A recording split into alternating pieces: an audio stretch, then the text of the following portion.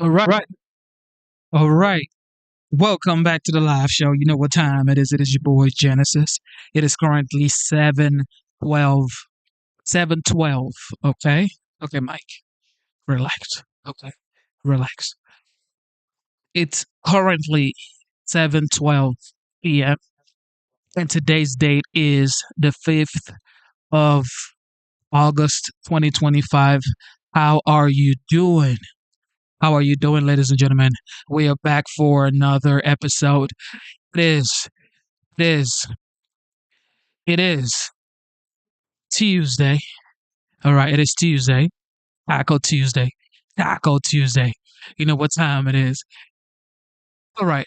With that being said, I gotta say this. God is the greatest. Okay, God is the greatest.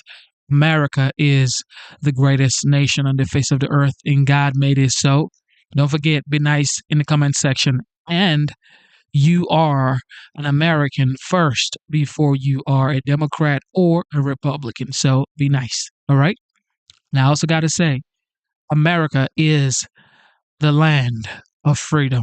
And that is the title for today. So, of course, we're going to check out what's going on across the nation. Of course, Pam Bundy has reportedly taken major actions on Russia hoax. Okay, on Russia hoax. So let's check it out. On Fox, sources tell us Attorney General Pam Bondi is opening a grand jury investigation into Russiagate.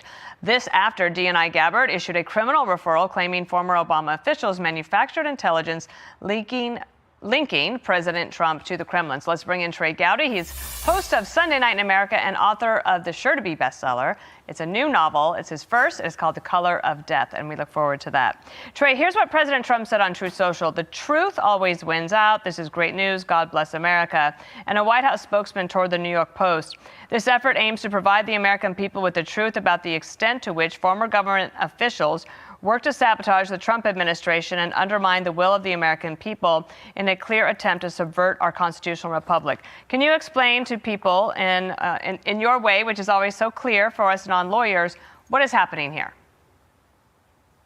Well, it started with Hillary Clinton's email, and they needed a distraction, a diversion, so they concocted this idea that Trump was colluding with Russia. I mean, that happens in politics. What's different here, Dana, is the Clinton campaign was acting in concert with the CIA and the FBI and perhaps Barack Obama. So you have all these groups that we give immense power to that were actively trying to help one political candidate while hurting the other. And then when that failed, they put a cloud over the other one's presidency. I mean, he lost essentially his first term in office. So that's the politics of it. The legality of it is, was there a criminal conspiracy? And the only way to determine that is to investigate it using a grand jury.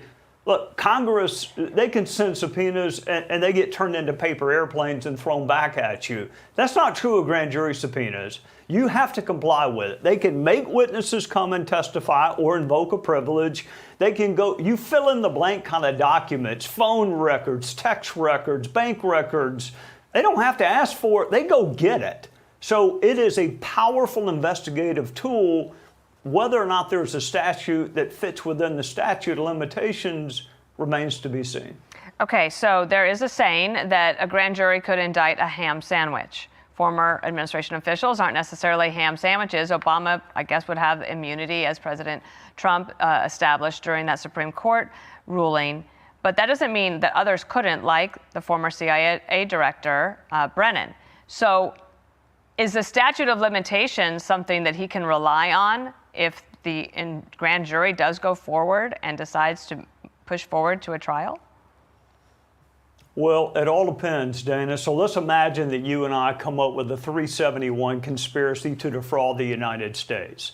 Can we find an act within the window within the statute of limitations? Can we find an act that was in furtherance of that conspiracy? You can argue that efforts to conceal, efforts to lie, but we have to find that act within the statute of limitations, and then you can bootstrap back and include things that happened even outside the statute of limitations. It is true a grand jury, a prosecutor can indict a ham sandwich, but what is not true is you can't convict them.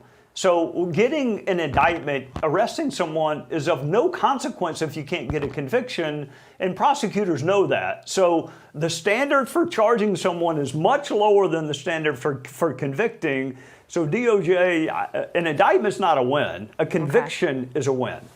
There's also another angle of this separate to this. There was the special counsel, Jack Smith. And he was the one who wanted to go forward to try to prosecute former President Trump, now President Trump again. You can see how you could get a little confused. But this is what Senator Tom Cotton said about it last night on Hannity.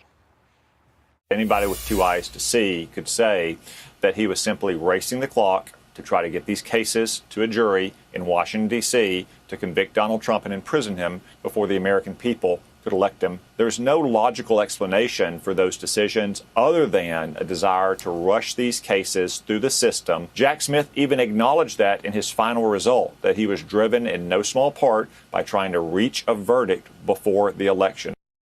All right, Trey, can you explain that to us? What is the next step here? Yeah, well, I mean, first of all, Tom Cotton is not known for some, right-wing MAGA conspiracy theorist. I mean, he's a pretty measured guy. So for him to make a referral, the allegation is that Jack Smith, as a federal prosecutor, engaged in political activity to benefit a candidate by trying to rush through these indictments and prosecutions. Now, Jack Smith's response will be, because I can't prosecute a sitting president, of course I was moving faster. Tom Cotton's response back would be, well, then why didn't you start sooner? Why did you do this during an election year and move at breakneck speed faster than you move against carjackers and kidnappers? I mean, those are good questions. This is why you are Trey Gowdy and one of our very favorite guests. And I'm looking forward to The Color of Death is out later this month. Thank you, Trey. Now this is getting the amount of coverage that it deserves. A lot of people are asking questions right now about the Russiagate situation. Now we're going to talk about more update on the Clintons' subpoena on Epstein's file. Check this out. It's getting spicy, ladies and gentlemen. It's getting spicy now. But first, breaking tonight, the House committee investigating documents surrounding the Jeffrey Epstein case is now going after some big names. The committee has issued subpoenas to former President Bill Clinton, former presidential nominee Hillary Clinton, and several top law enforcement officials. Also tonight, former Deputy Chief of Staff to then President Biden appeared voluntarily before the same House panel probing an alleged cover-up of President Biden's mental health. Senior national correspondent Aisha Hasni reports from Capitol Hill tonight on these two investigations. Good evening, Aisha. Brett, good evening to you. You know, the Biden investigation really divided Democrats and Republicans. But Republicans now say this fresh Epstein probe is such a bipartisan effort that even the Clintons may not be able to escape it. Tonight, former President Bill Clinton and former Secretary of State Hillary Clinton are facing congressional subpoenas to testify in person about Jeffrey Epstein. The House Oversight Committee summoning the Clintons and 8 former FBI directors and attorneys general spanning from the Bush era to the Biden White House. The historic move comes as pressure grows on Republicans and the Trump administration to release the Epstein files, and as President Trump points his finger away from himself. By the way, I never went to the island, and Bill Clinton went there supposedly 28 times. Clinton has denied that, but Oversight Chairman James Comer tells Fox he's got questions. Well, were you ever at Epstein Island? How many times did you go to Epstein Island? What was your relationship with Jeffrey Epstein? No former president has ever come to the Hill for a deposition, but Comer says the Clintons will have a hard time dodging this one since the left wants answers too. Last week, 4 Democrats on an oversight panel voted with 3 Republicans to subpoena the Justice Department for the Epstein files. Democrats are looking for one name. Donald Trump is clearly going to do everything that he can to minimize the impact to him. but yet he's involved in the cover-up, and we believe Republicans are helping in that right now. That investigation gets underway as another pushes ahead. Mr. Reed, did you think that the president was competent to serve? Former Biden Deputy Chief of Staff for Policy Bruce Reed sitting in for his closed-door interview today over the alleged cover-up of President Biden's decline. Reed was part of a small group of decision-makers who hid Biden, according to the book Original Sin, advisors who have all, so far, defended Biden's competency to be the commander-in-chief. And Brett, tonight, a source familiar with Reed's deposition tells us that he basically defended the former president, blamed his poor debate performance on his stutter, and said the White House physician, Dr. Kevin O'Connor, who pled the fifth during his deposition, basically dismissed any cognitive tests as merely meaningless. The next person that is set to appear before the committee is Senior Communications Advisor Anita Dunn this Thursday. Brett. Aisha, back on the Epstein case, Jeffrey Epstein's longtime associate Ghislaine Maxwell trying to stop the DOJ from releasing the grand jury transcripts in her case. Yeah, that's exactly right. So the Trump administration is trying to make this public to show the base and to show people out there that they are taking this case very seriously. But Maxwell's lawyer essentially filed a motion today opposing those files from being released because she is appealing her case all the way to the Supreme Court. Her team writes this: Jeffrey Epstein is dead. Ghislaine Maxwell is not. Whatever interest the public may have in Epstein, that interest cannot justify a broad intrusion into grand jury secrecy. Now, I will say, though, it's noteworthy that Epstein victim Annie Farmer says that she does want these transcripts released as long as the victims' names, of course, are redacted. Brett? Aisha Hasni live on Capitol Hill. Aisha, thank you. Hey, Sean Hannity here. Hey. A lot is going on, man. A lot is going on, ladies and gentlemen. Stay tuned. Let's go. Let's go. Anything I do is financed by me, so you know where it's contributed. Just like my salary is contributed. Think Joe Biden could ever do that? President Trump showing up on the White House roof, doing a home inspection on the renovation projects he's got in the pipeline. Oh, man. 47 is this man right here, bro. Like, where are you talking from, sir? What are you doing? Where are you? Where is he talking from? Sir, the president of the United States. Where is he? He's on the roof. He's on the roof. Everybody look up there. He's on the roof.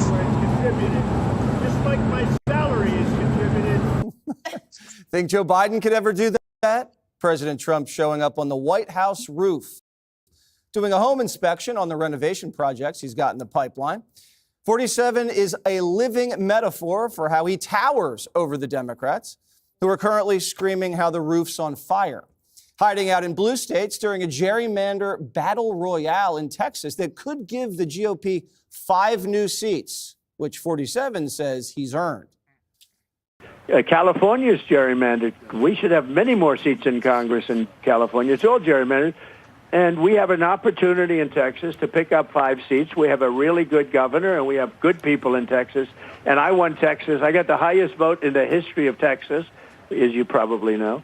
And we are entitled to 5 more seats. Texas officials still on the hunt for the 51 derelict Dems, with Senator John Cornyn calling on the FBI to round them up. These runaway Democrats think they're Bonnie and Clyde, but the only problem? Their Tommy guns are loaded with wimpy words. Uh-oh. This is a new Democratic Party. We're bringing a knife to a knife fight. We need to get to fair rules across the nation and not have Democrats showing up with a butter knife to a gunfight. We have shown up to a gunfight with nothing but good intentions and dull knives. Our sleeves are rolled up and we're ready to take this fight. We are ready to fight fire with fire. But we're not running away. We're running into the fight. We're asking for help. Maybe just as they did back in the days of the Alamo. Tyrus, have you ever been in a knife fight? Well, I believe the nomenclature he was trying to say was you bring a gun to a knife fight. You don't bring a knife to a knife fight. So you shouldn't say knife fight either. None of these. Is anyone fearing this? Is there anyone going, oh, you hear what they're saying over there? They're out of control. Was there a huge mob outside cheering for this? Do your job. You're elected The people made their choice. The people voted the numbers they did. You were only losing, you had 79%, you're only going down to 74%. It's not even a big change. This is just what happens when you have no plan. You can't say this is the brand new party when it's the same deflated individuals that it's always been. It's embarrassing. And even covering it, it's like this is why kids who act weird get wedgies. This is why bullies sometimes get justified, because this behavior, we're going to fight, but none of them look like in fighting shape. It's as embarrassing as Swalwell when he was talking about bench pressing people. I'm your Huckleberry, I'll play with you. But he doesn't want to do that. They always disappear. They just say things. But who is cheering for this? Who is going, man, I am so excited. Thank you guys for leaving your job. Any other job, you'd be fired. If I was like, I don't want to come in today because Dana's picking on my legs today, so I'm not going to come in. They'd replace somebody, and then they wouldn't ask me to come on the show again. When are we going to start seeing politicians who refuse to do their jobs have actual consequences? How is this fight going for the Democrats, Dana? Are they winning the message war? Are they winning anything? They are not, and we also know how this is going to end. It's going to end the same way it did in 2021 when they fled to Washington, D.C., and this is the same thing. Like, do they really think that they're going to stay in Pritzker's hotels and eating continental breakfast for the rest of their lives? They left. I don't think that people have a lot of sympathy for people who don't stand up and go and do their job. I can understand that they feel like this is wrong. I understand that there are other people. Ari Fleischer had some good points today. He was like, why don't we just follow the rules and everybody do it at the same time? That said, in Massachusetts, Dems are 9 for 9 on congressional seats. Kamala didn't win 100% of the vote. In California, they're pushing a plan that would leave Republicans with just 4 of 52 seats if Texas does this, but they're probably going to do it anyway. And this is from the same crowd who says they want to pack the court and they want to blow up the filibuster in the Senate. And then they say that Texas redistricting would end democracy. So I don't have a lot of sympathy for them. But I also would say from a calm standpoint, it's clear that the bat signal from the focus groups is the Democrats want them to fight. Yeah. If you look at that montage, everyone has to say the word fight. They add knife fight. They add the fight. They have fight, fight, fight. But what they're doing, once again, with the tactic is they're raising the bar that they can't clear, because they're going to have to come back. They don't have the numbers. So they are fighting with basically a losing hand, but they're doubling down on it. So I think that doesn't look too good for them.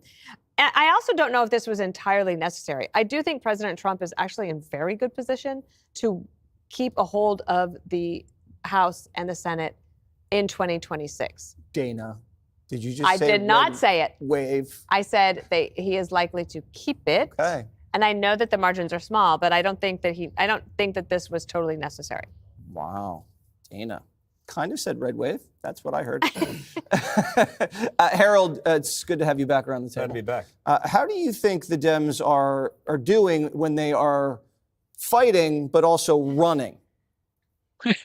So, Fighting and running, let baby. me start with this. Again, thank you for saying it's good to have me back, because I'm glad to be back.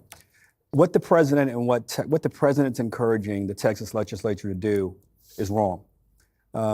They should not do it. Just because you have the power to do something doesn't mean, or you have the ability to do something doesn't mean you should do it. Tyrus, when he walks in the studio, could beat me with the wave of a hand. I'm glad he doesn't do that, and he could do the same I love with you like you. a brother. I know you do, that, but yeah. the fact you wouldn't do that to the Waters? smallest I don't guy. know. I'm a duck. So here you are. Every 10 years, states have the right.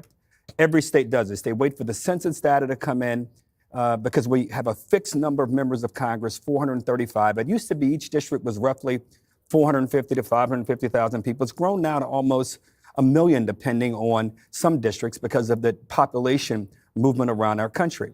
So for Texas to do this, I think is just wrong. And the reaction that the Texas Democrats have is a reaction to something that is simply wrong.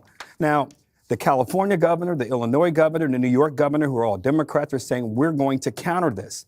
I kind of don't blame them. I don't like the tit for tat, but if they unilaterally disarm, because President Trump asserts authority and control, and no one questions him. If we started this conversation saying this is probably the wrong thing to do, now this is not the right thing to do what Democrats are doing, but we've accepted that what Texas is doing at the urging of President Trump, I think is just the wrong thing.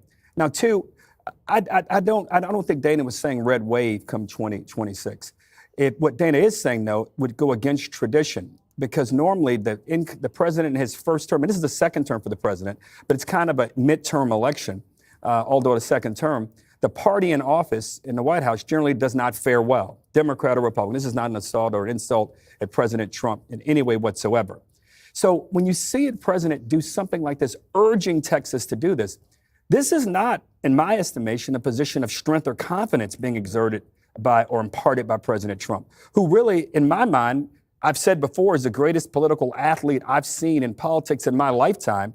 And maybe this is a great athletic move to urge, knowing that he's not in a great position come next year, that his party's not in a great position, to try to not pick the legislators, but pick the voters who will then pick the legislators. And if you do that, Mr. President, you're going to hear Democrats like me who are really not, I'm not a partisan. I'm a Democrat, but I'm not a partisan. I'm going to encourage Democrats in these other states to look at ways to counter what you guys are going to do in Texas, because it's not right. And anyone who's calling balls and strikes knows this is not the right way to do what you're trying to get accomplished. So, Emily, the president just took a question after his announcement about the Olympics, and he was asked about the FBI going to get these guys. And he said if they have to do it, they have to do it. Do you think it's justified for the FBI to join the Texas posse and apprehend the flea baggers? Well, I think it plays into the fact that this has been, the drama has been maximized by these Texas Democrats, but on the national scale. But when you look inside the borders of Texas, they are the voters whose opinion matters more than the rest of the country in this particular fight. I think they see this with disgust. To your point, they don't have the luxury of deciding not to go to work tomorrow, of going to hide out at their buddy's restaurant, at their buddy's hotel, and not actually go out and earn food for their families. Because this entire thing is exactly what, I mean, it's staged drama, right? It's optics rich and enforcement thin. And so at the end of the day, these guys are going to come back and they have nationalized what is a Texas policy fight. The Supreme Court has held that the courts that oversee gerrymandering are the state court levels. And what matters, yes, we're talking about national Congress, but it's a Texas policy argument. So here what we're seeing is these state partisans that have now fled to this national level, right? And they're getting applause on cable television. But where it matters, which is within the Texas borders, they're looking at this with a disgust. And I think at the end of the day, too, that the GOP has on their side a very disciplined surgical approach. And when you have that rhetoric, we're going to bring a knife to a knife fight, and this is war, and this is this extraordinary tactic. Well, everyone is seeing, A, you're engaging in the theater, and B, what's actually working, which will be upheld in the courts, is a very non-race-based, but a partisan-based gerrymandering that actually reflects accurately. So when Gavin Newsom threatens, I'm going to come back fire with fire and do it even worse, that won't be upheld. Race isn't upheld, but partisan gerrymandering is. So what Gavin Newsom needs to do is make sure he has water in his fire hydrant. Let's start from there, okay? Here we go. More on the 5. The Democrats are getting body slammed again by their voters. Only a measly 23% could muster up anything nice to say about their own party. Me, I call it what it is, a 5-alarm dumpster fire. But hold on, it's about to get messier because some libs think pushing socialism is going to win them back the crowd. Liz Warren recently had a powwow with Zoran the commie. Is this what the party should look like? Yes. You bet. The Democratic Party needs to stand up and be clear. We are the party that fights for affordability for working families. That means child care. That means housing. It means health care. It means making this country work better for the working people who make this country work. All right, last question. I get a little excited about this. Well, I got a little excited about this. 47 couldn't resist taking a shot at Pocahontas. I watched this lunatic, Pocahontas. She's a total lunatic. I don't know what she's on. She's all jumping up and down like I've never seen anything like it, talking about supporting the communist mayor. And he's not a socialist. He's a communist, okay? This is not a socialist mayor. This is a communist. If you look at any of his policies and go back 6 months, you don't even have to go back further than that. So they want to put a communist in New York. Now, the good news is we have a lot of power over that because we're the ones with the money. We send the money. We don't send the money. Harold, I'm going to go to you first because I consider you a traditional middle-of-the-road Democrat. You call it like it is. Is the party changing to the socialism or communism? Is it becoming a bigger sect, or is it just still smaller? So it's a good question. And, the Democrats, I live in New York City, nominated, I didn't nominate, but nominated a guy who was an avowed socialist to be the Democratic nominee. So there's an argument that you can make a credible argument that the party, at least in the biggest city in the country and the most important city in the world, has done that. But it's interesting. If you look at Democratic leaders across the city, Mr. Mamdani can't muster a lot of endorsements. So he had to bring in a senator from Massachusetts, from Boston, to emphatically and emotionally say why she's for him. I think Democrats in the city, the jury's still out, proverbially. I think as we get towards Labor Day, and I think Eric Adams and Andrew Cuomo have to make a decision who's the strongest candidate. I think both of them in the race probably neither of them are able to defeat Mr. Mamdani if that's the case. I said a few weeks ago, the guy, Mr. Mamdani, won the nomination. I wanted to hear some of his ideas. I've not been impressed by the ideas. When you talk about police efforts in our city and public safety efforts, which is down significally. Right, but no doubt about it. But when you have a killing, you have a few people killed at a building here in Midtown, and you can't say, hey, I made a mistake. I had some passion. I was behind me as I talked about certain things, and I've changed my mind. We should keep these elite units. We're not going to defund the police. In fact, I'm going to keep young Ms. Tisch as my police chief because we have to keep our city safe. Then to bring in Ms. Warren, I don't hear any answers from them, Tyrus. I don't hear anything about where are the best practices in the country on education. Dana and I talk about this a lot. You talk about the state of Mississippi has done some amazing things in early childhood and K through 12 education. Why not talk about adopting that? Where are we doing great things fighting crime as opposed to defunding the police? This is what Democrats, the socialist wing of our party, have to get to. I'm not there. I'm not a socialist. I am right in the middle, and I always try to offer answers. The only answer I hear them saying is take, and give. This is America. We want to give people, empower people, give people an education and an opportunity, empower people with that, then let people flourish as Americans. That's not what this message is, and that's what scares me about his candidacy. Jesse, you're an extremely popular person. At any time in your life, do you think you ever were around 23% popular with your peers?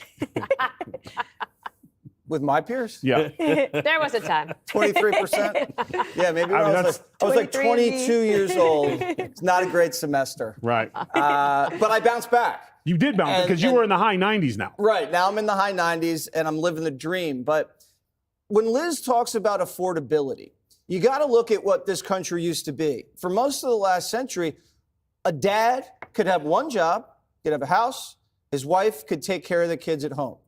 And then we sent all the jobs overseas right at the same time all the wives started joining the workforce. And then we started spending gazillion dollars and bailing things out and going to war.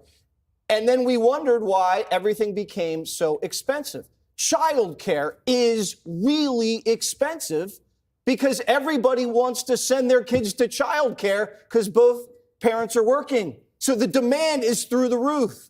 That's why it's expensive, because wages have flattened out, but demand for childcare has gone bonkers. So the solution is not a new government program. Dana, this is where you hold my hand. I am really hesitant about this one, but let's go.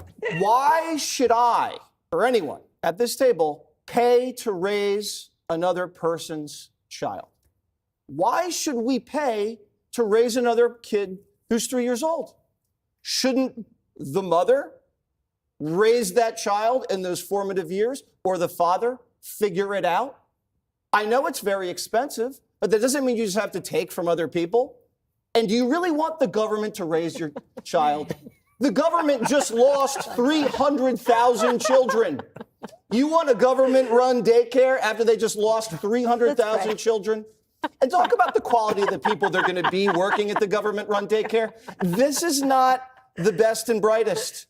So this is not what we want. Hillary Clinton says it takes a village. Okay, well, what about the grandparents or the parents? What about the college girls who are home for the summer that can help out around the house? What about the neighbor What about maybe you leave Manhattan because it's too expensive to pay for childcare here? We shall There we go. overcome. We shall overcome. You know, Emily, what's funny is I was afraid to ask him about the Native American and African American thing, and I should have just went there. But that would have been worse. Yeah, it probably would have been worse. Me and Harold probably would have left. Emily, why is it that someone like Rachel Dolezal, who pretended to was completely canceled off the planet, was considered one of the worst human beings, and both of these individuals pretended to be, in his case, African American, in her case, Native American, to take opportunities away from African Americans and Native Americans to get jobs and opportunities? How is that why are they even allowed to run for things knowing they did one of the most racist things you could do to somebody? Somehow they slid through the cancellation machine of the left to continue worming their way into these elected official positions.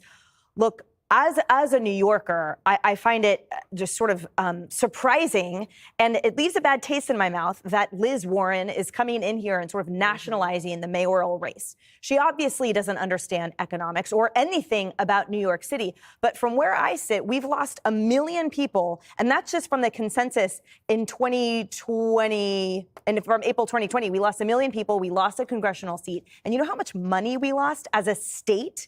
We lost $14.1 billion in just 1 year, from 2021 to 2022. So when she says, oh yeah, just tax the rich, as if that's gonna pay for everything, when that slim margin of wealthy people here who have borne the brunt totally disproportionately for taxes are fleeing yet again. The businesses have fled Midtown. When you come to visit our studios, you see in Midtown how many empty windows there still are, how many mom and pop shops and small restaurants and single owner occupant businesses are no longer. And bars, great bars. Most important. Closing at 10. There you go. In New York. So what's going to bear the brunt are those lower income people Mamdani claims to represent. Those are the ones that are going to be stuck here paying for his communism. Dana, it's hilarious to me when a millionaire, 100 millionaire, says things like, quote, are you worried that billionaires are going hungry? That was one of Warren's comments. But she's going all in for him, but I'm noticing a lot of Democrats are kind of pumping their brakes a little bit, like Hochul, Jeffries, Schumer, Gillibrand. They're all trading. Cory Booker basically said, I'm busy. I got stuff going on in New Jersey. Do you think that's a positive sign? Okay, I think this is what the sign is. The sign is she wants to back a winner, and she also likes to draft off of other people's popularity. So she's been persona non grata for a while, right? Nobody was asking her to come do any events in 2024 on the campaign trail. So now Kamala Harris is out of the picture, thinks, okay, I'm back in. But the big problem is that Democrats' base is hugely animated by small dollar donations and this left-wing dark money big donations and the social media echo chamber that makes them go so far to the left. In 2020, the Democrats raised their hand for decriminalizing illegal immigration, free health care for illegals, trans surgeries, and more. And then Biden gets in there, and the first chief of staff, Ron Klain, says, let's throw in with the progressives. And they push the country so far left. So, of course, the rebound is President Trump. And now they're having to pay for it. And we're all going to have to pay for it. But also, I think it was very frustrating to listen to her say that, is that she says, as a Democrat, we're the party that cares about the people. We're the ones that are going to provide the health care. And we're the what evidence is there that they did any of that? None. They didn't. And especially on K through 12 education, they have a big problem. However, I'll end with this. If Mamdani wins in New York, but Abigail Spanberger wins a governorship in Virginia, that's two very different Democrats. And who will have the big mo? It won't be Spanberger. Or Mikey Sherrill in New Jersey, too. And either way, the bars, Jesse, still suffer. The bars.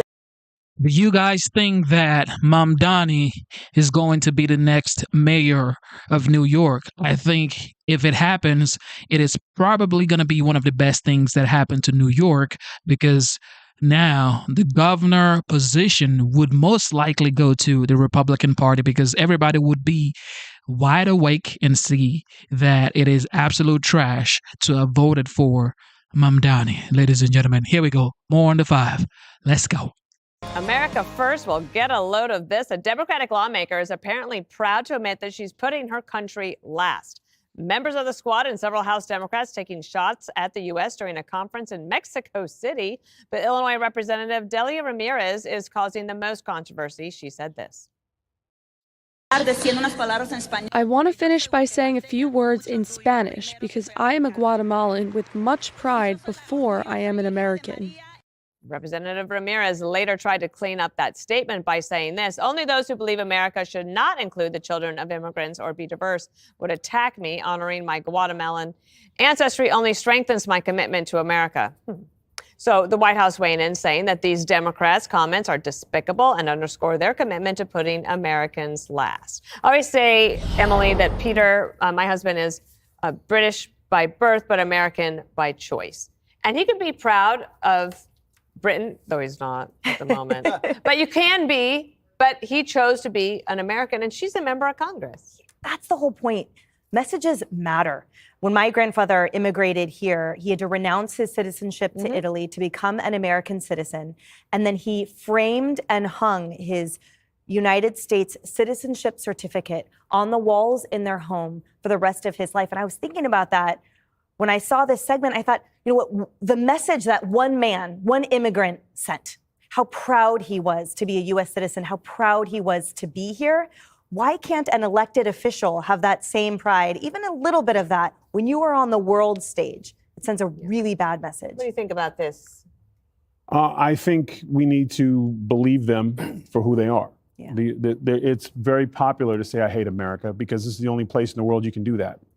You know, and then they try to clean it up. She didn't say that I'm a Guatemalan American, right? You know, right. and I love my heritage and I love my country. If you're a Guatemalan first, don't they have government jobs over there? Run over there. Why do you want to serve for a country you don't like? Like this, because there's never consequences for being able to say what you say things. And who are you preaching that to? Like, what person, was there a standing ovation after they say these? They say things because they want, this is the beautiful thing about America, but it's also the ugly thing, is that you can have fake trauma. You can have virtue signaling oppression. You live in the greatest country in the world, so you can bash it all you want. Why? Because it's the greatest country in the world. She didn't come back to no job. She didn't step off a plane and ICE was waiting for her going, oh no, we're sending you back. She'll be allowed to do it. And she doesn't even have the courage or if you're going to say something, stand by it. Don't try to clean it up and say, I'm more of American because I said that. Right. It's like this whole thing, and as a minority, it's one of the most disgusting things to see and I'm not Hispanic, but whenever I see another minority trash the country that they benefit from so well, just to get points to do it. Because if they told her she had to leave tomorrow, she'd be kicking and screaming, not packing her bags going, guess what, guys, we're going to Guatemala. That's a great point. And I do think that the spin after the fact, Jesse, was hard to swallow. Well, as a minority, I also agree with Tyrus. Thank you. And I'm not holding your hand on that one. And I take offense at the word when she says domination.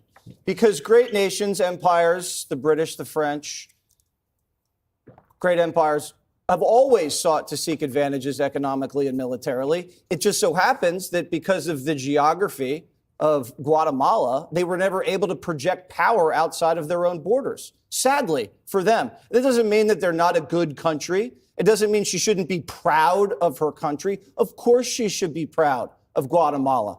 They have the best coffee around, and we're going to have to be buying a lot of it because of the tariffs on Brazil. So get used to it. The Mayan Empire was absolutely spectacular. They dominated the entire region. A little brutal. We don't need to get into the details, but they were a very, very wealthy and academically advanced country. The Irish, the Germans, and the Italians were very proud of where they came from. But when they got here, they were also proud to be here. And they tried to assimilate. And as proud as they were of their countries that they originated from, they didn't denigrate the country they arrived in. And that's my problem. She's denigrating the country she's now living in and benefiting greatly from. So I think she should acknowledge that, yes, the United States has done some bad things, but it's also the greatest force of good in world history. No other country is as great as the United States. And she should acknowledge that. And if she doesn't, I'm calling home and she's going home. Harold, the melting pot doesn't work if it's just oil and water and everyone lives separately in their own little pockets. Agree. I could not agree more with Tyrus. and Jesse. The stories we have today, this was the most disturbing for me. I said something at the outset in the first segment that I want to retract. I said that Mr. Mamdani ran as a socialist, he's a Democrat. These people are not Democrats. Democrats in the standpoint of political parties. Listening to this legislator from Illinois, you took an oath of office to serve in the United States Congress. Tyrus is right. If you feel so strong, and I have no issue or problem, matter of fact, I have no even really emotional response to you wanting to be Guatemalan first, but why not go back to Guatemala and fix the country as opposed to coming here? You chose to come to the country, and we'd happily let you go if you want to go, because there's a long line to come in. No, she ain't going. Love our going. country, whose stories You know she ain't resemble a going. lot of the instincts that have been talked about around the table. It's amazing to me. You look at Illinois and you look at some of these places, Massachusetts and New York, where some of the progressives, the socialists serve in Congress. The story out today, we have more than 200,000 jobs in this country open today in the welding, electrician, and HVAC categories and spaces. People making hundreds, if not hundreds of thousands of dollars a year. We're not talking about any of that. The president passed the big, beautiful bill. I was opposed to it. I don't see or hear any of these people offering legislation or ideas to build on his success or reverse what he's trying to do and make life better for the very people they serve. I was offended by watching her. It moved me in a way that I hadn't been moved watching a politician speak, not in English, and to say, she could say whatever she wanted to say about her heritage, but to talk bad about the country that she not only is a citizen of, but serves in our national legislature. Shame on that Congresswoman. And I retract what I said. Mr. Mamdani is not a Democrat. He's a socialist. And as a Democrat, I don't accept that as part of my party. President Trump says he's a communist. You want to take socialists and raise it to I'll say communist? it, communist, pure and simple. He says he's a socialist. All right. But Even Democrat don't buy Democrat BS right now. It's getting too out of line. What are you doing? You came to the United States. The United States was so kind to you and your family, and they gave you citizenship. Next thing you do, you try to trash a gorgeous, beautiful, blessed country that gave you an opportunity. What in the world is going on with this Democrat, ladies and gentlemen? All right, here we go. Elizabeth. City mayoral candidate Zohran Mamdani just got a ringing endorsement from Massachusetts Senator Elizabeth Warren. Ladies and gentlemen. When someone stands up and says, I will lead this city by making it more affordable, and here are my plans, real plans to deliver on childcare, plans to deliver on housing. That is the Democratic message. Is this what the party should look like? The Democratic Party moving forward? You bet. The Democratic Party needs to stand up and be clear. We are the party that fights for affordability for working families. All right, Massachusetts Republican Party Chair Amy Carnevale joins me now. Amy, good morning to you. So she is pushing to take Zohran Mamdani's policies national. If that happens, what does the country look like? Well, I'll tell you, I think this says more about the Democratic Party than it does Mamdani. It's clearly Elizabeth Warren, a three-term senator in the U.S. Senate, has now admitted that this is the future of the Democratic Party, and it is socialism. We have seen under the Trump administration, Donald Trump actually working and delivering for working Americans, but the Democratic Party is not allied with working Americans. They are now allied with the far left progressive elite.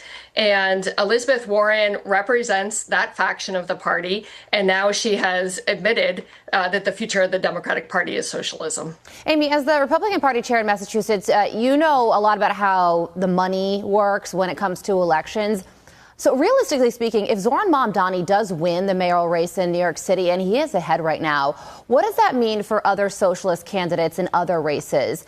If he wins, does that mean that donors start paying more attention to other socialist candidates, put money into their campaigns to potentially further their political futures? Yes, so certainly we've seen the Democratic Party in the past supported by ultra wealthy Democrat progressive individuals, and I think we'll see more of that. A certain number of individuals with unlimited wealth have supported Democratic campaigns. And if we see Mamdani, in fact, elected, and as you said, he is ahead in the polls and supported by individuals like Senator Warren, who's been in the Senate a long time, claims to represent the leadership of the Democratic Party, we'll see more wealthy Democrats support these campaigns. And that will then be the future of the Democratic Party. And as a Republican leader, I say bring it on, because I think the contrast could not be more clear. Well, you say that the ultra wealthy are supporting the progressive candidates. Elizabeth Warren, writing in an op-ed, says this: there are some billionaires and Wall Street CEOs who can't stand the idea of a mayor who wants them to pay their fair share to create a city that everyone can afford. So the billionaires are dumping millions and millions of dollars into the race, backing either of the two deeply flawed candidates, meaning Cuomo and Mayor Adams. What do you think about those comments from Elizabeth Warren, the senator in your state? Yeah, Senator Warren is just wrong. She's been singing this from the same play sheet since she ran for president, unsuccessfully, I might add. She claims to represent the working class, but nothing could be further from the truth. She is not accessible to citizens in Massachusetts. She has a record of representing this far left elite. She is not there for the citizens. And we have seen Donald Trump remake the map in terms. Pocahontas.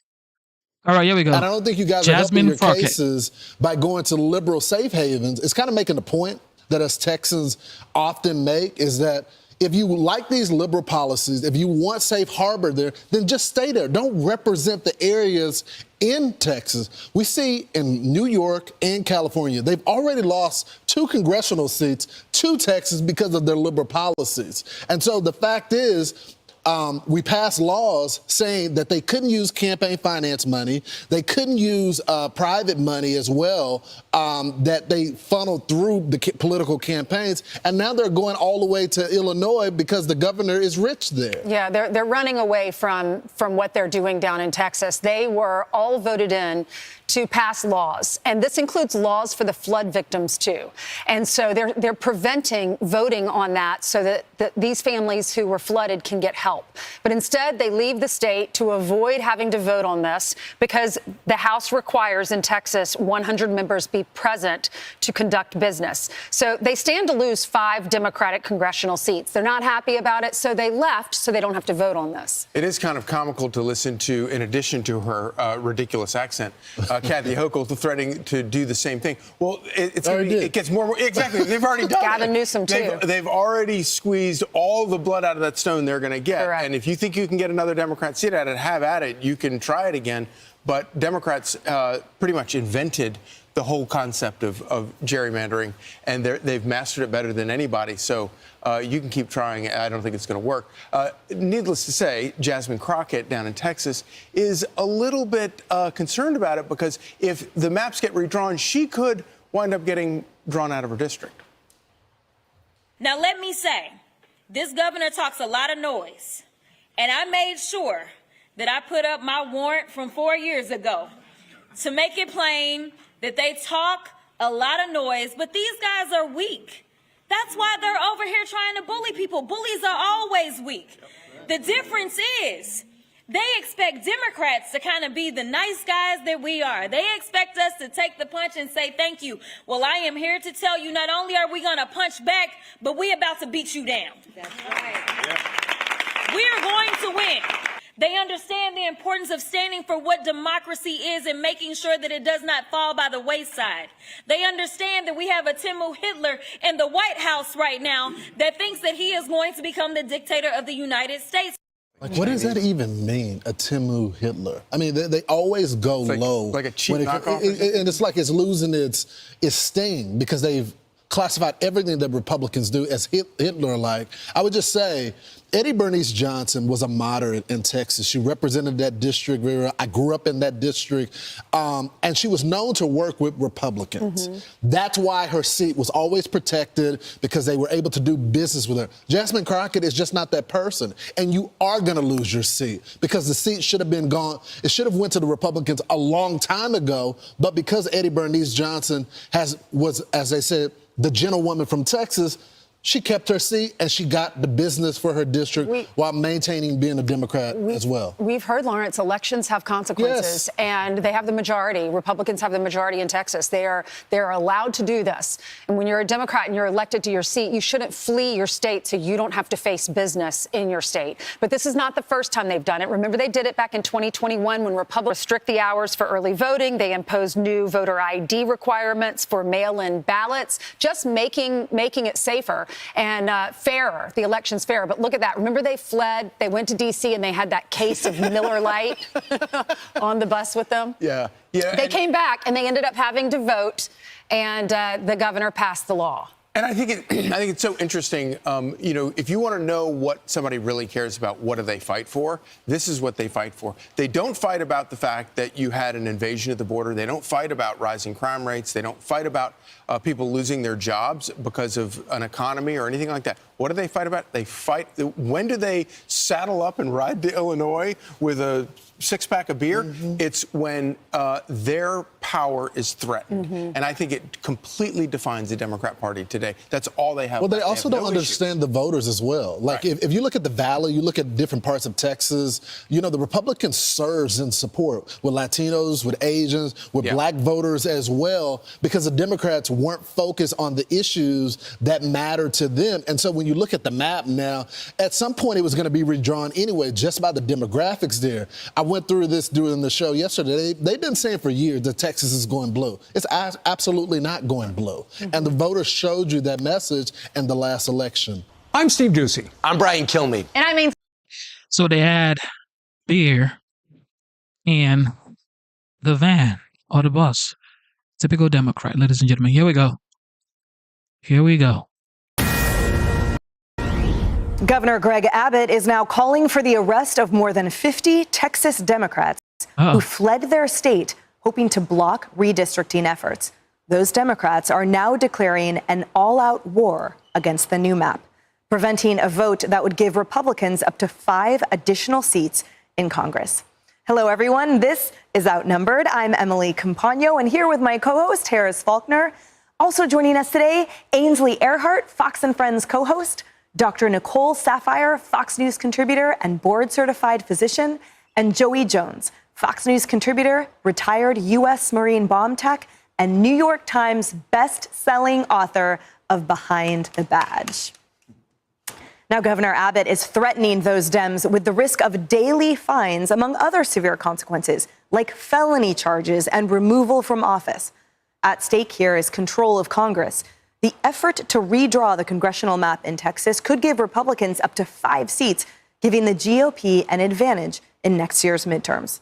Texas House Speaker Dustin Burrows is now signing civil arrest warrants, citing dereliction of duty after dozens skipped off to blue states.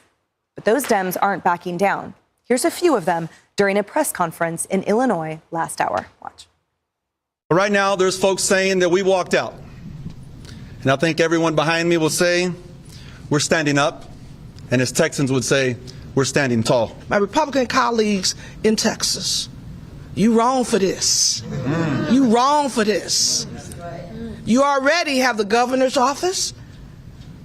You're the majority in the Senate, the majority in the House. What more do you want? What we see here happening in Illinois is the fight for our democracy, is the fight for America. And the people standing here today are on the front lines of that fight. These are the fighters for our democracy. Want it all. And while Democrats across the country are calling foul over the redistricting efforts in Texas, President Trump is pointing out the hypocrisy. You know, those blue states that you're talking about. You know, somebody gave a good example. In Massachusetts, I think, 41% of the vote. It's a very, blue state. And yet it's got 100% of Congress, 100%. Did you notice they go to Illinois for safety? But that's all gerrymandered. California's gerrymandered. We should have many more seats in Congress in California. It's all gerrymandered. And we have an opportunity in Texas to pick up 5 seats. Joey, you and I chatted about this last night, and it's sort of hard to hear someone saying that there's a threat to democracy happening when they are totally abandoning their position of the constitutional duty to actually legislate representing the will of the people. Yeah, no matter what you make of this, there's no moral authority to be stood on by the Democrats here. I think there are good arguments for and against the redistricting. I think it was Ken Paxton that was just on with Harris and made a great argument I hadn't heard yet about a little bit more detail about the movement of folks within the state and why they felt like it was necessary. I think President Trump's just embracing the idea of, hey, I found a way to get 5 more seats and I'm going to take it. And I appreciate that. That's honesty. So is there an argument against that Democrats can make? Sure. But are they guilty of the same sin? Of course they are. And that's the problem here is that I don't know that I would be issuing arrest warrants. I think I would let these Democrats kind of seal their own fate, write their own fate. I mean, you know, if I'm Greg Abbott, I guess maybe you're doing it because you actually want to get the vote in and that actually matters. But as far as the PR campaign of it, it's a lot easier to kind of just sit back and point at the Democrats and say, see who represents you. These are the people that run away from this job. Right. And Ainsley, so to that point, they tried doing this in 2021 and failed as well. One of the Texas Democrats, Ann Johnson, yesterday talked about how this was an extraordinary feat. Right? We only do this if we must. And then when pointed out, well, you did it in 2021 and it didn't work, she sort of had nothing to say, only other than, well, you can either choose to serve Texans or choose to serve President Trump. But is this the best way to serve Texas? It's really just political theater because every state does this. Kathy Hochul, who's now saying, oh, we're going to, what was her quote? We're going to fight fire with fire. And Gavin Newsom said the same thing. Kathy Hochul just did this in this very state 2 years ago. It's called redistricting. And elections have consequences. If you don't like it, then put someone else in office. But the people who are leaders, who are in charge, mainly Republicans in the state of Texas, this is what they want. And they have every right to do this. They do it in Democratic states as well. But these are flood victims that are not getting their legislation, not getting their money. These are people who could property tax relief for the state of Texas. These are elected officials that ran away from their job, and this is what's at stake here. But they will have to come back in 2021.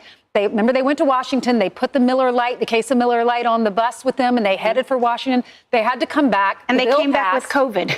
They did. And the bill passed, and the governor signed it into law. So they're going to have to come back and deal with this. Right. So that's the thing. When they say, well, this is fighting fire with fire. It's not, right? When some of the valid arguments talk about voter turnout, well, the gerrymandering is sort of seizing on low voter turnout populations in part. Well, then why wouldn't the efforting be to actually foment registration and voting tendencies? Why aren't they there with their sleeves up amongst Texans instead of flitting around for because TikTok? Well, it is, as Ainsley just pointed out, a lot of this is political theater. And at the end of the day, you always see redistricting happen after the U.S. Census, that data comes out. The last time that data came out was 2020. If you look at Texas and the population since 2020, Texas has gained 1.6 million residents, 2/3 going to those large metro areas that they're talking about redistricting. Delaying the adjustments to the next census to 2031, what's happening is you're going to see underrepresentation of Texans living there right now. The way I see it, and as we heard last hour with Harris on the Faulkner Focus, essentially to redistrict, that's going to ensure the values of the communities who have shaped Texas for generations, that they are not going to be eclipsed by these transient urban population shifts. Yeah, that's exactly true. So what the Attorney General Ken Paxton was talking about specifically was the fact that the ballooning of the population has been rather transient. I mean, it isn't just a natural progression coming out of people who love Texas. They're escaping California and other blue-lit areas. And so when you get that infused, you want to make sure everybody has representation. But then he reminded us of something that you said, Joey, and that's that Illinois is one of the most gerrymandered places in the Union, in our republic, rather. I mean, that's amazing. And the fact that they would go there and Pritzker would stand up and be bold and be everybody's best friend like he does with illegal aliens because it's a sanctuary city and state. He's giving sanctuary for a different reason. If you don't like the way they are putting Texas together, you can move to Illinois. I hope he means that because maybe some people will take him up on it. Maybe those Democrat lawmakers will just stay there. Jasmine Crockett. Yeah, Jasmine. Well, and she doesn't like the redistricting in part because if she decides she's not going to run for Senate and she may stay a congresswoman, it puts her residents outside the actual district, Texas 30, that she represents. So that's an interesting detail, well, too. And Governor Newsom coming out and speaking out against all this, I actually find comical because in 2023, 133,000 residents moved to Texas. 94,000 of them came from California. They're fleeing Governor Newsom to Governor Abbott's state. Yeah. Right. So well, come on, feel the noise, Illinois. Everybody's fleeing New York, California, Chicago, or Illinois. A lot of people are fleeing to Florida, Georgia, Texas. I'm telling y'all, man. I'm telling y'all. And most people are like, why wouldn't the Democrat roll up their sleeves and go to work? Well, some people might say because they're sleaze bags. That was good, huh? All right, here we go. Anyway, here with breaking news, the very latest from Austin is Texas Governor Greg Abbott. Governor, when I looked, I have a whole sheet here of every single Democratic state, and it's just like the examples I put up there. They have gerrymandered their states left, right, sideways. They're saying, well, they're gonna do to their states what you're doing in Texas. They already did it in all of these blue states. Frankly, Republicans should have caught up a long time ago. Well, Sean, first of all, Texas is doing what we are allowed to by the law. And one reason why that law exists the way that it does is because the Democrats brought a lawsuit after our last redistricting. And that decision and that lawsuit came out last year. And that lawsuit recognized that coalition districts are not required. And so Texas has a right to redraw these lines to fully represent the desires of every voter in the state. But, Sean, that misses the point here. The point here is that Democrats have done something that's very un-Texan. They've turned their backs on their fellow Texans. When it came to a fight, they turned and ran away, not just from this redistricting fight, they ran away from dealing with the flooding issues that are still echoing across the Kerrville area. Families desperately need results from the state legislature in this 30-day special session that are not going to be delivered because Democrats are hanging out in Chicago and New York and other places. Yeah. All right. Let me run through the states. California, Republicans, 39% of the House vote, but they only have 17% of the seats. Connecticut, Republicans, 40% of the House vote, 0 seats, none, zip. Illinois, 2024, Republicans, they got a pretty respectable 47% of the statewide vote, 18% of House seats. Maryland, one of the bluest states, Trump gets 35%, but they only have 12% of House seats. Massachusetts, again, 0 House seats. Nevada is even worse. Republicans win the state. They won the state House by 10 points, walked away with 1 single House seat in the entire state. That's it. So this has been the practice of these states for the longest period of time. Now they want to attack you. And I'm thinking, OK, what you're doing is exactly what they did. Well, and not even that, Sean. To be honest, the Texas maps are not going to be as extreme as those other blue states that you talked about. But another thing, and that is what Texas is doing under these new maps. 4 of the 5 new seats will be a majority Hispanic seats. One of the seats is going to restore the Barbara Jordan seat over in the Houston area. And so these are seats where Democrats are having to come to grips with the reality. And that is they are now losing the votes of Hispanics and black voters in the state of Texas. And these districts are going to show that Hispanics and blacks, as well as others, are voting for Republican, and Republican is their candidate of choice. And we will ensure that will be achieved at the congressional level in the state of Texas. Well, certainly it should be somewhat proportional to what the vote is. What is your response to Kathy Hochul, who says that we are at war over Texas and the redistricting push that's going on in Texas? That's a bunch of crazy bluster. Democrats are freaking out because they are realizing Texas has the authority to redistrict, and we're going to do so in a way that's going to lead to these additional seats that will vote Republican, and they will be serving in Congress in the next session. And so Democrats are freaking out about it, engaging in rhetoric, but I don't think they have the capability of actually living up to it and doing anything about it. Texas will continue to fight for what is right, and that's exactly what we are doing.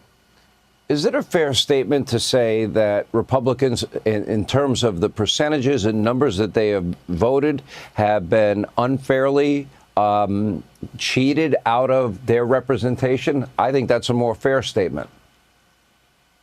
Well, a different way to say it, and that is, at least in Texas, and not your state. I'm talking about blue states. Yeah, and I'll talk about both. In Texas, we are going to ensure that voters are going to be able to vote for their candidate of choice. For example, I think Donald Trump won in all 5 of these seats that we will be making Republican seats. The same thing should apply in all those other states, Sean, that you mentioned in your monologue, where you pointed out the gross gerrymandering in these blue states have rejected Republican candidates for office that should be serving those states, should be serving our country. It's the gerrymandering in the blue states that has distorted the politics in America. All right, Governor, good for you. Good for the fight. We'll see if these guys show up and do their job as they should do. But clearly, they don't want the same rules applied to them. That's what the story is. No matter what, you should show up to your job. No matter what, you should show up to work. Like, just think about it. If you have a job to do and you don't show up, what happens to you? You get fired. Okay? So these folks are not showing up to work. For what? Because I don't like what the governor is doing. Man, you better show up to work. If you don't like it, then fight for what you want. It's not, I don't like it, so I'm not going to show up. Like kids. You are not a child. Go to work and be an adult. What in the world, man? All right, here we go. And now, runaway drama queens. That's the focus of tonight's angle. Well, they can run, but they cannot hide. And Texas Governor Greg Abbott dropping the hammer on Texas Democrats who fled the state. They're trying to block a Republican redistricting plan ahead of the midterms. There are consequences for dereliction of duty, he said just a few hours ago, announcing arrest warrants for all missing Democrats in the House there. Now, although Texas authorities, they don't reach beyond state boundaries, Abbott's making a key point. Democrats are the true threats to democracy. Unless they get the results they want, they're going to do everything in their power to undermine it. You heard it from Mike as we opened the show. On the national level, they did what they did against Trump, and now in Texas, they're doing what they're doing now. And I love how, just like the illegal aliens that they love, the Democrats love to protect them, these liberals in Texas fled to sanctuary jurisdictions. And get this, in one case, on a private jet to Chicago. And it was like watching really bad summer stock theater. We will not relent to an authoritarian president that wants to steal and racially gerrymander our black and brown districts. This extraordinary set of a quorum break is so that your voices can be heard. This is the destruction of America and the destruction of value of our vote. So you see me? Look at here. Bye. I'm out, but I'm here for you. I'm here for you as I leave for Chicago. But come on, what courage, what sacrifice. This is the last tool that we have to stop Trump. If politicians can simply stop listening to their people, it's over. Our democracy, everything that America stands for, will be gone. They're going to inspire other people who have been wanting to see Democrats stand and fight, because this comes at great personal risk to them. Our Texas state legislators are courageous in fighting the Trump map. I hope that Texas Democrats taking this heroic step inspires more heroism, and that courage will inspire more courage. Okay, courage. This is not Selma. All right, this isn't the March on Washington. This is a taxpayer-funded retreat with better catering. But look, this is all the Democrats have: stunts, play acting, and tantrums for TikTok. Now, if you they should have walked. They should have walked, because there's no way that they're flying. I thought they're trying to save the environment. I thought they're trying to save climate. Why are you flying? You should have walked from Texas to Chicago, okay? Because you're trying to save the climate, right? Why did you have to fly and pollute the environment for the rest of us? The Democrat, we're trying to save the climate. And they're flying in private jet? Nah, man, nah, man. Y'all, you should have walked. Months ago, they had their anti-Doge tantrums outside the Department of Education and USAID. Then came the scuffles with security outside ICE detention facilities in places like New Jersey. It was all political theater. Then there was Senator Alex Padilla's Emmy Award-winning role of crashing DHS Secretary Kristi Noem's press conference. And now, the Texas Democrats. Listen, Donald Trump is a piece of shit. Okay, we know that. Yes. He is. But in a functioning democracy, he still would not be able to get away with this. All right, here we go. Meanwhile, Democrats' host in Chicago, Governor J.B. Pritzker, is playing the role of kind of the godfather here, lending a hand with messaging. Texas Democrats were left no choice but to leave their home state, block a vote from taking place, and protect their constituents. This is a righteous act of courage. From one failed leader to another. I mean, this is all they have. Getting in on the Texas Democrats Act is easier for Pritzker than solving his state's problems. Of course, all caused by liberal leadership, including the fact that, JB, though, 262,000 people have fled Illinois since he took office. And for those Texas Dems who wanted to go a little further east, well, New York Governor Kathy Hochul, her state's doing wonderfully, was ready to take them all in. I cannot stand by and let this happen while Donald Trump and his co-conspirator, Greg Abbott, erode our democracy and drag us toward authoritarianism. This is a war. We are at war. And that's why the gloves are off, and I say, bring it on. We're at war, huh? Imagine if the Republicans were using that language so casually. But this isn't a new stunt from the Democrats. They tried it all back in 2021. Back then, Democrats fled the state to stop an election reform bill. Governor Greg Abbott simply called another special session, and the bill passed anyway. But the voters don't really want political escapism, do they? Because they know they deserve serious leadership. And they're getting it from Trump and red state governors who are getting the job done. So to all those Democrats jet-setting across state lines, enjoy the room service. Because when you return, you'll be right back where you left off. You would be right back where you left off. All right, here we go. More Hannity. Here we go. And welcome to Hannity. And tonight we start with a Fox News alert. Tonight, justice is coming. Fox News is now confirmed.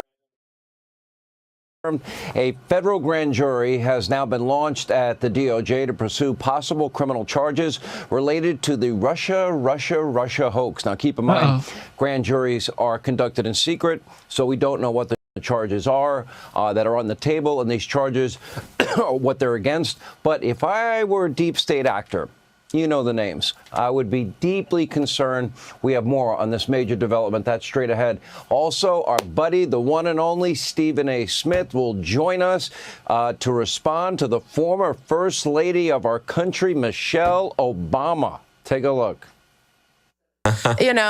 Stephen A. Smith, he's just like every other he'd talk be a show great host. Real Housewife. He would be. Right. It would be amazing. So that's why I'm like, what's the difference? What's the difference? We'll lay it out. Stephen A. is here. He will respond in a minute. We'll also check in on the current state of the Democratic Party, which is now being praised by, mask-wearing New York City radical, communist, socialist, statist, Marxist. Take a look. He collaborated with the Zohran Mamdani campaign on his trans rights platform. And what we explicitly wanted to do was use the power of New York City to provide free gender-affirming care. Free gender-affirming care to minors. Who cares? I don't know. The latest on the rise of Marxist Mamdani is now moments away, but we begin with another Fox News alert tonight. Texas Governor Greg Abbott, who will join us in a moment, has now issued arrest warrants for Democratic state legislators who fled Austin in order to prevent a quorum and delay a vote on the state's brand new redistricting proposal. Let us be clear here. His elected Democrats, they're wasting valuable taxpayer money and time for yet another staged political stunt that will ultimately change nothing. Texas will redraw its districts. Republicans will gain seats in the House. This is, typical, predictable, performative art from Democrats, and another dramatic plea for attention, another desperate smear against President Trump as well. Take a look. Democrats are going to respond from coast to coast and at all points in between to this effort to steal the midterm elections. The tool they're using is a racist, gerrymandered map. It's starting in Texas, but if this happens, all Americans will suffer. If Republicans are willing to rewrite these rules to give themselves an advantage, then they're leaving us no choice.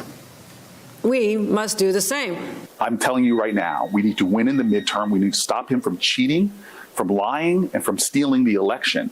And if they're doing something to add their congressional seats, we need to look at our ways of doing that right now. All bets are off when the cult leader and would-be dictator of the United States tells Texas to midstream change the game when they know that they're going to lose in 2026. All bets are off. All bets are off. One huge problem for the Democratic Party. It's called the truth. Look at even the New York Times pointing out Democrats have few tools to counter GOP redistricting because, quote, states where Democrats would have complete control over any redistricting, such are already gerrymandered heavily in their favor. Let me translate that for you. In other words, Democrats, they have been doing this in blue states forever, and only now Republicans are acting in kind and fighting back. That includes, by the way, the state of New York, the state of Illinois. In Illinois, for example, for whatever reason, Texas Democrats fled in order to delay a vote on redistricting and protest the horrible act of gerrymandering, which they have been doing forever.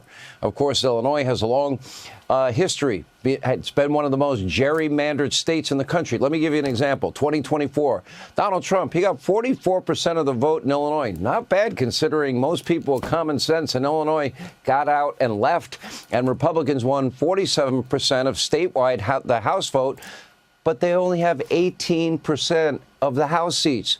Why? Because of gerrymandering.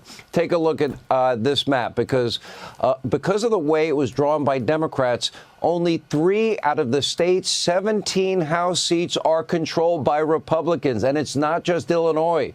Most states under Democratic rule look exactly like that.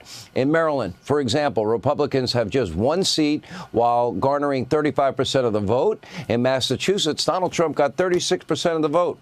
Republicans won 0 seats, not 1, representing the 36% of Republicans in that state. Republicans also won 0 seats in Connecticut, despite winning 40% of the vote. And get this, in the state of Nevada, a state that favored Republicans by a whopping 10 points, and a state that Donald Trump won in 2024, Democrats somehow won every single House race except for 1. Why?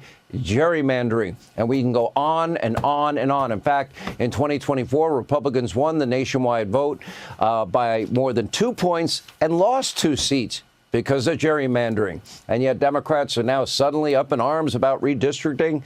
As you can see, they are not offended by the practice of gerrymandering. Again, this is all one big, meaningless political stunt with a bunch of slogans thrown in. And, of course, the word racist on top of it in order to raise money, get attention, trash President Trump by phony hypocrites that have mastered the policies of gerrymandering. Everyone say it at home. But that is the current state of the party. You are either a complete radical calling for a socialist Marxist revolution, or you spend your day completely, doing worthless stunts, performative art. Meanwhile, even fake news CNN, they have finally come to grips with reality, calling Trump the most influential president of the century. Take a look. Donald Trump administration is arguably the most influential this century, and probably as well dating back a good portion of the last century as well. Love it, like it, lump it. Trump is remaking the United States of America. Let's talk about tariffs first, right? There's all this talk that Donald Trump always chickens out when it comes to tariffs. No tacos for Trump. The effective tariff rate, get this, it's 18%, but it's not just on tariffs, which of course Donald Trump ran on, in which you're seeing a tremendously influential presidency. What about immigration? Of course, Trump ran and has always run on a very hawkish immigration platform. Get this, 2025 net migration in the United States down at least 60% from last year.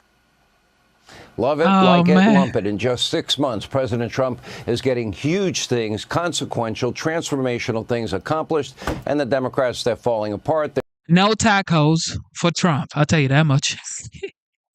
No tacos, baby. No tacos. Whew. All right, here we go. Stephen A. Smith. Well, you may or may not have heard that Michelle Obama has a podcast. A couple of weeks ago, she had a former certain president on as a guest. Last week, our friend Stephen A. Smith somehow came up in a really weird, bizarre way during a conversation about reality TV. Take a look. You know, if I listen to ESPN for an hour, it's like watching The Real Housewives of Atlanta. I mean, you know, it's the same drama and they're yelling at each other and they don't get along. You know, I mean, Stephen A. Smith, he's just like every other talk show host. Real Housewife. He would be. Right. It would be amazing. So that's why I'm like, what's the difference? It's just, you know, it's just sociological drama.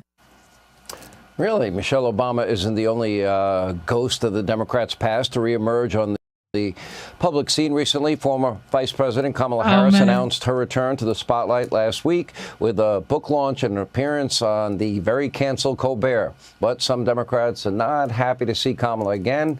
Multiple Democratic strategists telling Politico they would not want her campaigning for their candidates and say she should not run in 28.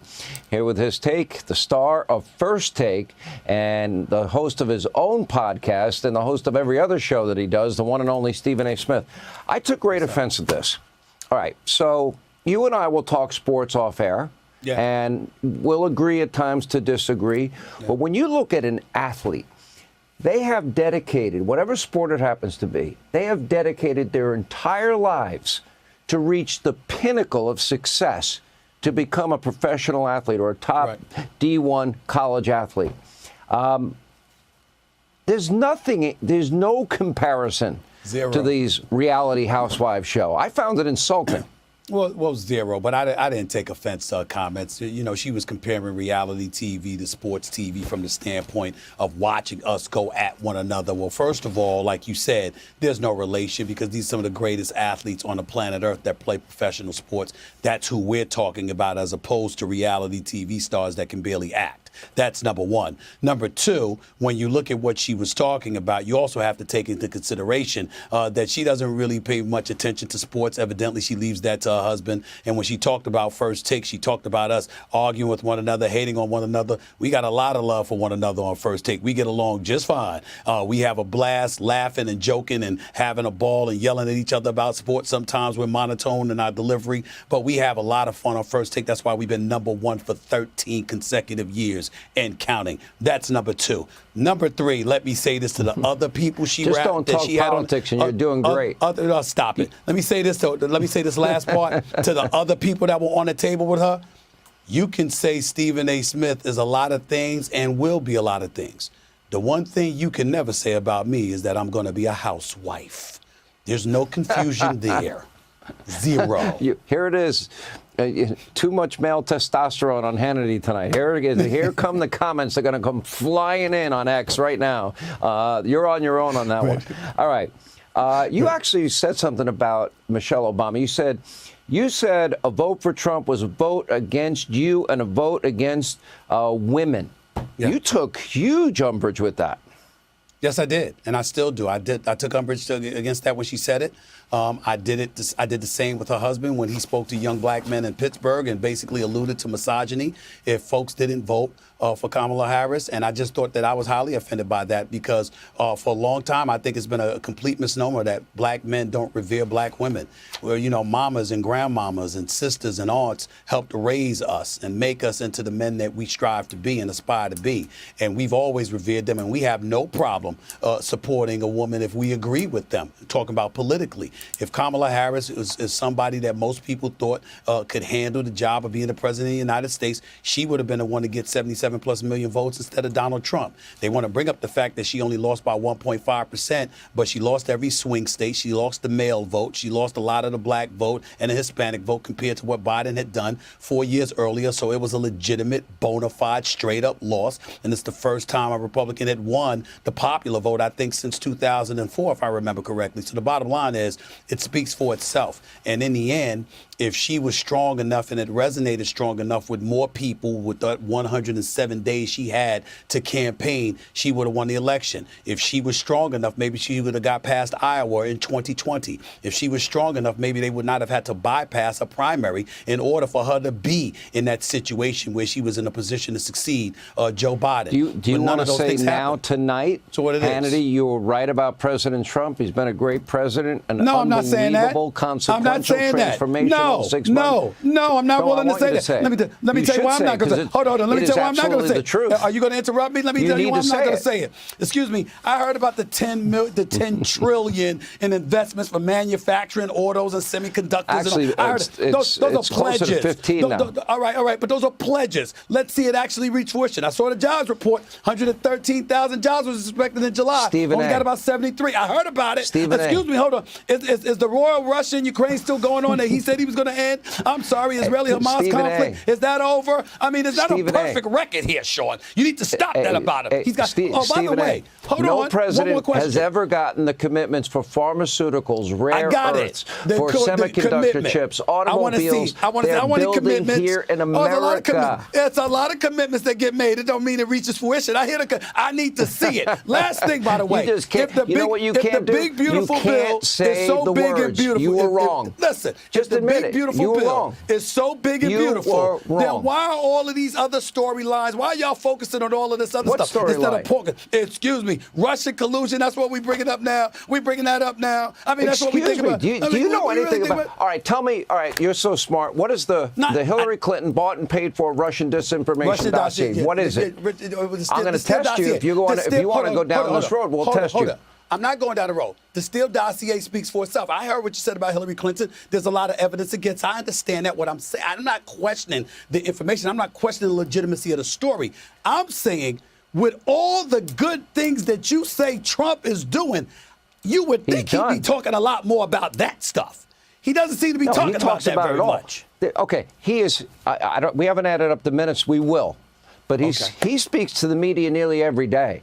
Oh, I know that. Joe Biden was incapable of doing that. I know that too. Well, there you go. That's your party. I didn't deny that. Okay, you say you're a Democrat. You're now part of the party of Mamdani, of Jasmine I'm not. Crockett. Hold on. You're the party of Kamala Harris. You're the party of Pocahontas, Grandpa Bernie, AOC, let me be very clear. the Squad, the anti-Semitic members of the Squad. Oh, you're going to throw your boy under the bus party. like that. You're going to throw your boy under the bus like that, Sean. You know good and well I wouldn't vote for Mamdani. I wouldn't vote for AOC. I don't like the way Jasmine Crockett is talking. I don't think that helps the Democratic All right, I have a Party. last question. I don't like Exit that. question. Who are the leaders of your party right now? It's not Hakeem leaders. Jeffries and it's They not got Chuck no Schumer. leaders. It's all those names I mentioned. Sean, there is no leader for the Democratic Party. There is no leaders, ladies and gentlemen. Democrat. Y'all have no leaders. What in the world, y'all? Get it together. The Messiah Democrats. told Democrats to toughen up. And what did they do? They ran away. If you're seeing this video, my Democratic colleagues and I have just left our beloved state to break quorum and stop Trump's redistricting power grab. It is 2025. We are breaking quorum. It's time to keep making good trouble. Thank you all for your prayers. We're going to continue to fight. We're going to continue to speak the truth to power, doing everything it takes to save and protect our democracy. We didn't start this fight. Donald Trump started it. So you see me? Look at here. Bye. Democrats in Texas fled their state yesterday because they claim Trump's going to steal the midterms. They had a private jet pick them up in Austin. The charter is an E-170 with leather seating and runs about 15 grand an hour. Who paid for it? We don't know. But we do know where it went. Illinois. Governor J.B. Back Ribs Pritzker gave them a big old bear hug in Chicago and declared it a sanctuary city for fleabaggers. J.B. Back's giving them logistical support.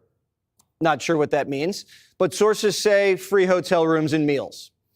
The Texas refugees say they had to run because Republicans wouldn't listen. We really didn't have a choice.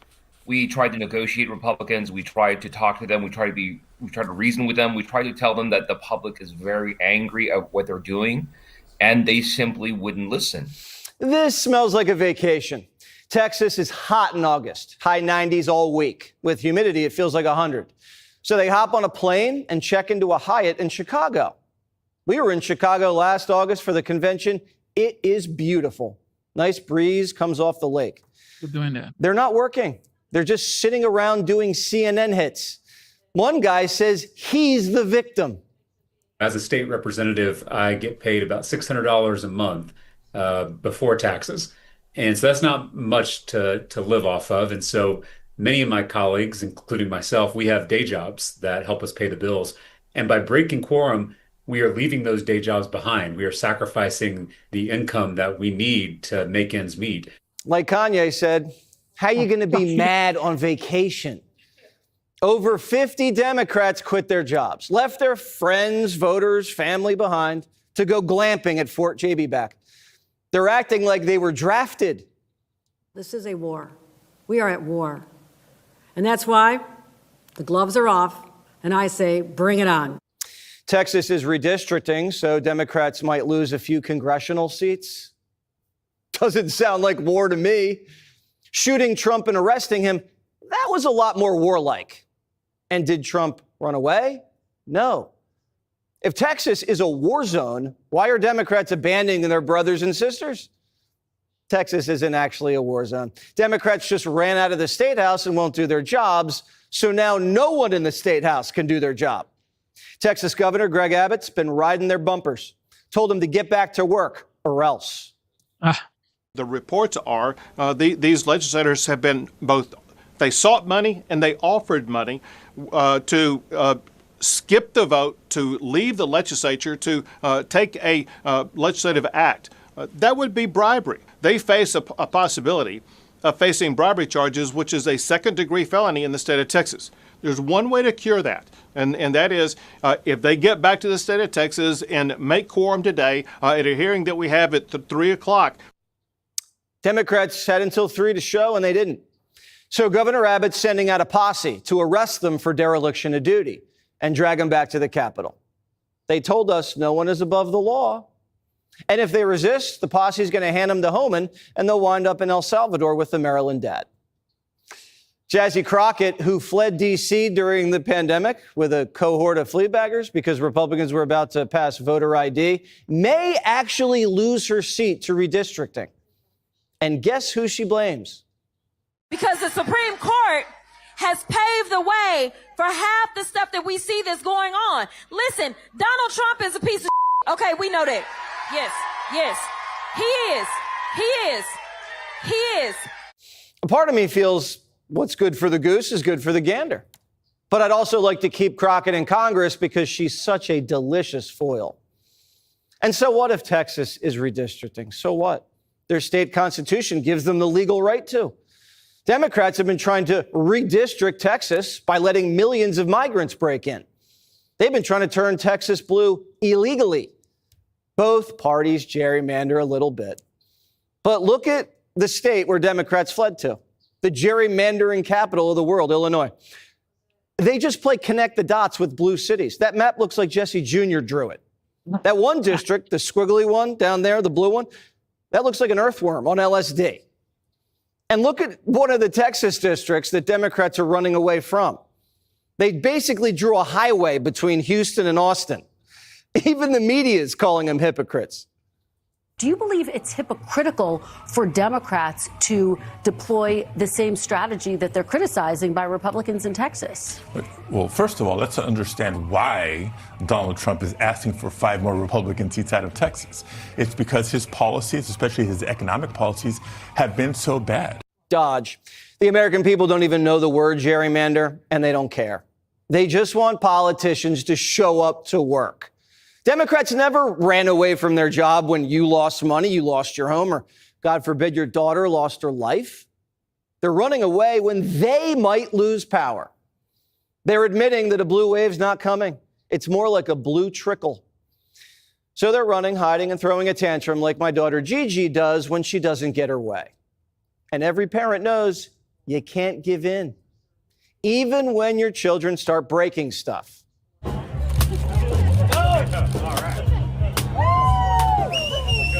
It was everything I could have ever dreamed and hoped for. What were you thinking about when you were smashing? What did you smash? The patriarchy. What were you smashing the anger out for today? everything, you know, like our rights being taken away slowly but surely. Many trans friends that are afraid to even walk outside. You, Trump! You! That's where I'm at.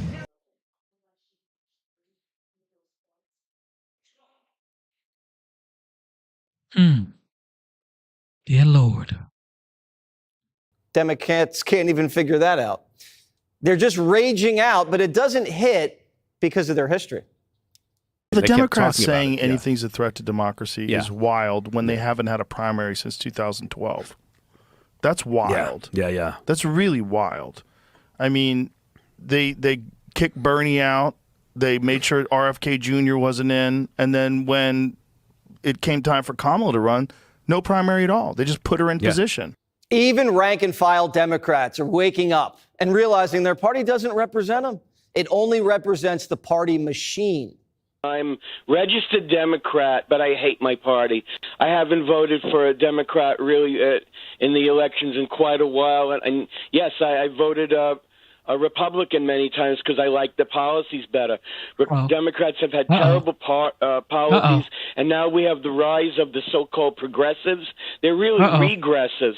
They need to show more interest in working people instead of saying they're for working people. If Democrats don't like the way they're losing power in Texas, the way to get it back isn't by running away. It's by running their cities better. Democrats should look at what DeSantis and Florida Republicans did. His policies made Florida so attractive, everyone moved there. And it boosted the party's power. Or Democrats could push popular policies that persuade people to come over to their side. Real men don't run away in a crisis. They listen. Facts. Real men do not run away. They never back down. They take the pain and they keep on moving forward. That's it. That's it. All right, the gorgeous, beautiful.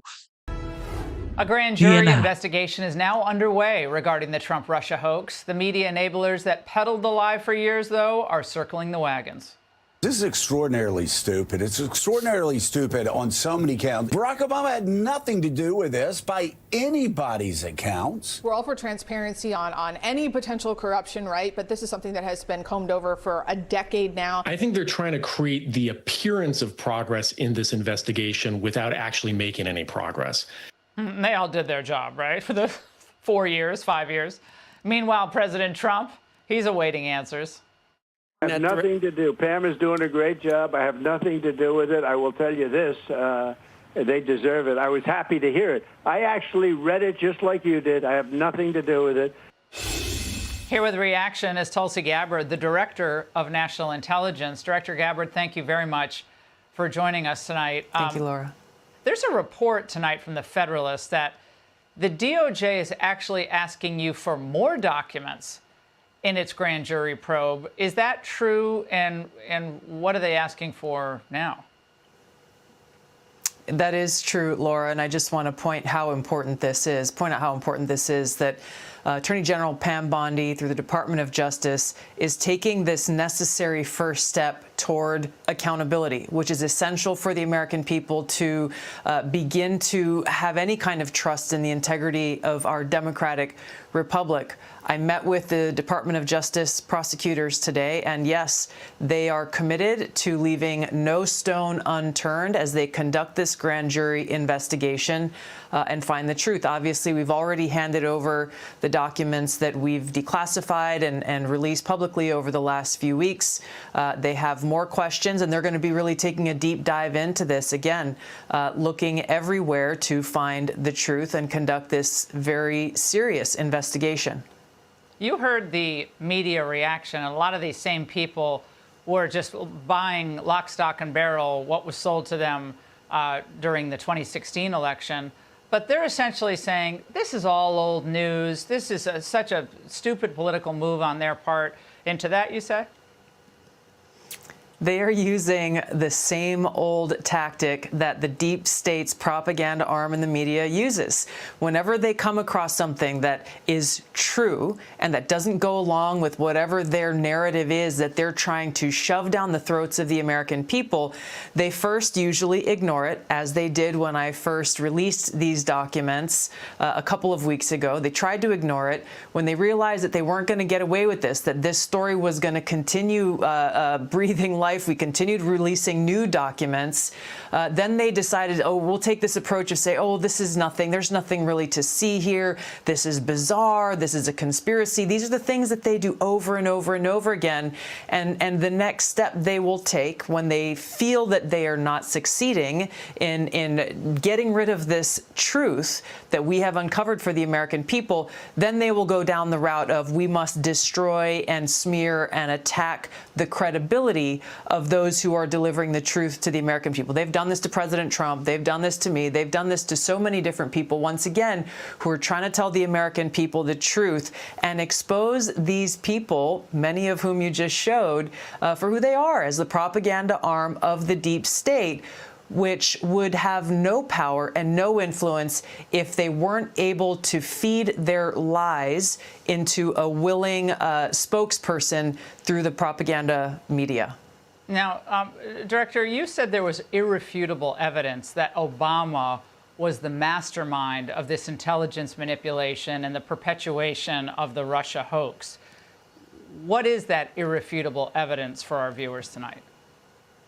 Yeah, Laura, you know, as you were playing those clips of these people like Morning Joe seemingly befuddled, saying that by no account is any of this true, I would challenge them to see if they've actually read the documents, every single page of the documents that we've released over the last couple of weeks. If not, go to odni.gov, G-O-V. It's all right there for anyone to see. And those who go in and read this will see how President Obama directed that a National Security Council meeting be called to talk about Russia, that the report that came out of that meeting was filled with tasks that were delivered by James Clapper's assistant to John Brennan and to other elements of the intelligence community. John Brennan was the head of the CIA at the time, all saying per the president's direction, per the president's order. And very specifically, they were tasked to create an intelligence assessment that detailed how Moscow tried to influence the election, not if, but how. And this was the beginning of this manufactured intelligence assessment where they knowingly wrote things in this assessment that were false, and they knew they were false. They knew that they were basing it on discredited intelligence or documents like the Steele dossier that was politically motivated and that they knew was false. And this was how they came up with the Russia hoax that was then weaponized and used to try to delegitimize the president, President Trump, and to try to ultimately enact this years-long coup throughout his entire 4 years of his first administration. And they further say that there's like this idea of saying that Obama is guilty of treason, that there's almost no chance that he's going to be charged or convicted of treason. So why even go there? And I'll pose that question to you. The integrity of our democratic republic depends on the American people knowing the truth about what actually happened and seeking that accountability, bringing about that accountability. I don't know how else to characterize what happens when there is a sitting president of the United States, there is a director of the CIA, a director of national intelligence under President Obama, the head of the NSA, James Comey is the head of the FBI, all coming together, and this is documented in what we released, all coming together to create this lie with the intent of delegitimizing the duly elected president of the United States because the person they wanted to win actually lost. And the American people made their own choice in spite of everything that happened in that 2016 election, and they chose Donald Trump. This was not a one-off thing. This wasn't just, oh, well, they fudged the lines a little bit. They created a lie and propagated that lie in order to try to undermine the person that the American people chose to be our president and commander-in-chief. to your point that you made earlier, that when they're losing on the facts, they demonize the messenger. And in this case, you're the messenger. And I think this is a big reason your opposition to the forever war syndrome. That's one reason. But then this was another reason they clearly did not want you in your position. And to that point, Mark Warner, of course, Democrat senator from Virginia, wrote on X today, Tulsi Gabbard is a threat to our national security and should be fired. He's taking his orders pretty well, don't you think, Director? He has and continues to be a reliable soldier. And you're right there, Laura, to make that comparison, because these very same tactics they are using now are the same tactics that the warmongers of Washington have consistently used whenever anyone challenges them to say, hey, this does not serve the best interests of the American people. It does not make us more safe, secure, and free. So why are you doing this? Exposing these people for who they are. And once again, who is the deep state? What does it consist of? We're seeing this revealed in real time here. And it's important for the American people to pay attention and realize, like, hey, with the mainstream propaganda media, we got to pay attention. We got to use our common sense and recognize we should accept nothing they say at face value. And how important is it to root out any remaining problems in these agencies, Director? Because we need our people to believe in the FBI, to believe in the CIA, to or get rid of them altogether. I mean, I hate to say that, or just completely defund a lot of these intelligence agencies. If we can't trust them, if they're going to subvert democracy and subvert our presidency, why are we funding them?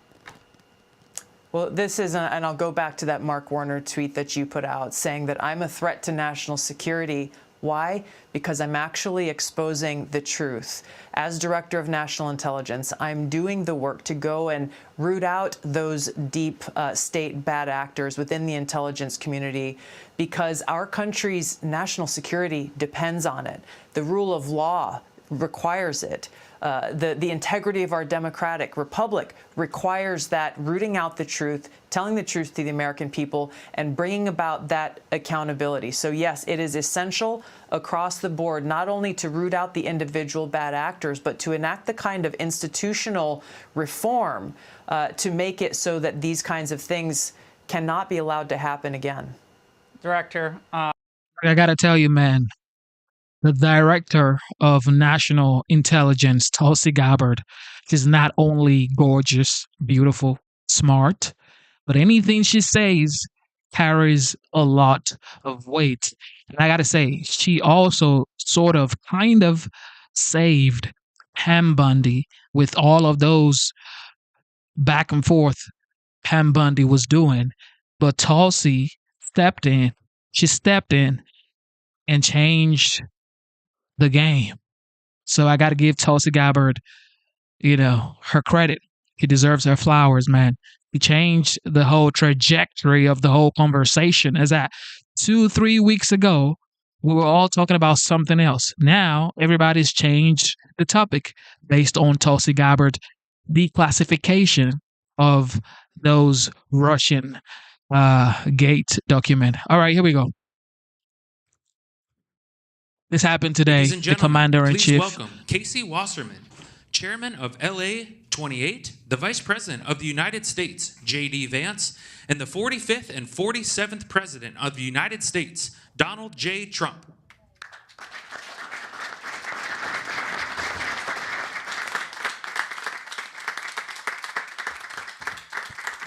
Thank you very much, everybody. It's a big day for a lot of reasons.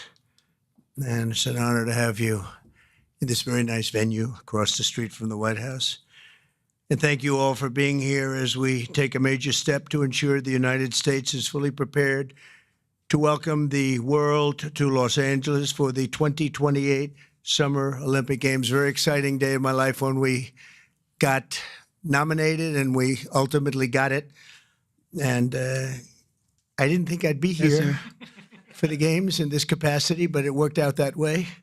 So I'm very happy about that. I had no idea that was going to happen. When we got it, I said, it's too bad I won't be president then, but sort of we took a very circuitous route, didn't we?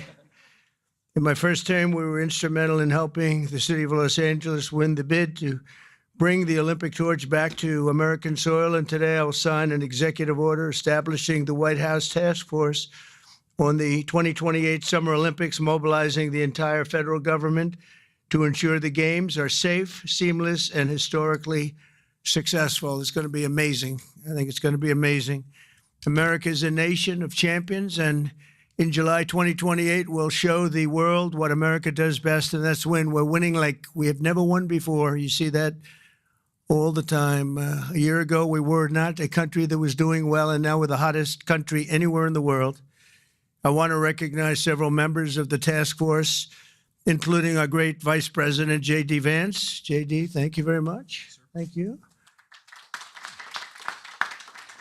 Our equally great Attorney General, Pam Bondi. Pam, thank you very much, Pam.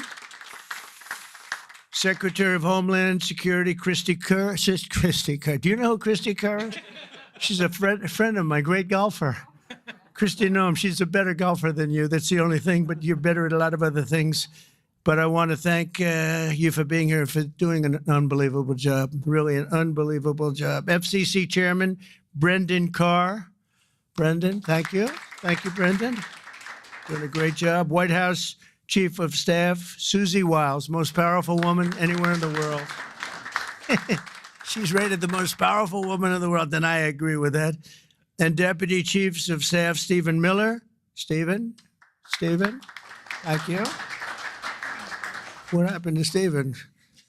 We never want to miss Stephen. He's an MVP candidate. Dan Scavino, another MVP. James Blair, Taylor Budovich, and Nick Luna. Thank you all. Great group of people. They're going to be very much involved. I also am grateful to be joined by two of Team USA's strongest and fastest competitors, retired gold medalist and gymnast, and member of the LA 28 Athletes Council, Nastasha Lukin. Nastasha? How are you, Nastasha? Good. I don't know you, but I've watched you. You're very talented. I would not want to do what you do. This is much easier, believe me. It's incredible what you've done, along with retired gold medal Paralympian swimmer and board member of the U.S. Olympic Committee, Brad Snyder. Brad, thank you very much, Brad. It's a great honor. Thank you. Chairman of the 2028 Olympic Games, Casey Wasserman, a friend of mine for a long time. Casey, thank you very much. Casey, great job. It's going to be amazing. LA's a little bit different place than it was when selected, but we're going to bring it back stronger than ever. I spoke to Casey about that. He said, nope, we're going to make it better than ever. It's going to be something that's going to make it even more important as a Olympic Games. It was an interesting conversation we had as the fires were raging. Is that right? And I appreciated that very much. And CEO Reynold Hoover.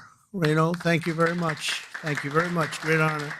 I also want to welcome the chair of the U.S. Olympic Committee, Gene Sykes. Gene, thank you. Thank you, Gene, very much. And thank him for recently banning men from competing in women's sports. That's a big deal. Thank you very much. It's amazing the way I don't hear any applause for that when everyone feels it. It's a 97, don't worry about it. That's a 97-3. It's not 80-20, it's 97-3. But nobody wants to clap. It's crazy. The United States will not let men steal trophies from women at the 2028 Olympics, so we appreciate the fairness and everything else that you've shown. Also with us today is LA 28 board member Reince Priebus, and also Kevin McCarthy. I want to thank Kevin McCarthy and Reince. Thank you, Reince. And thank you, Kevin. And the LA Olympics is shaping up to be a wonderful moment for America. It's going to be incredible. It's so exciting. And with today's action, I'm directing the Department of State, the Department of Justice, the Department of Homeland Security, the FBI, the Secret Service, the Department of Transportation, and many other departments and agencies to use every tool at their disposal to ensure a fantastic, safe, and beautiful event.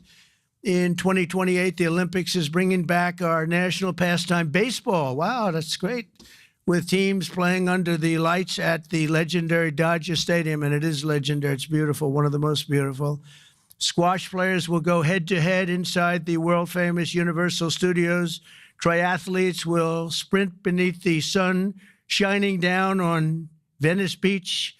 This will be one of the great venues. I mean, when you think of it, right? It's going to be so incredible. Soccer teams will face off at the legendary Rose Bowl. Sailors will race through the waters near the port of Los Angeles, and the opening ceremony will take place at the beautiful Memorial Coliseum, just like the Olympics of 1932 and 1984.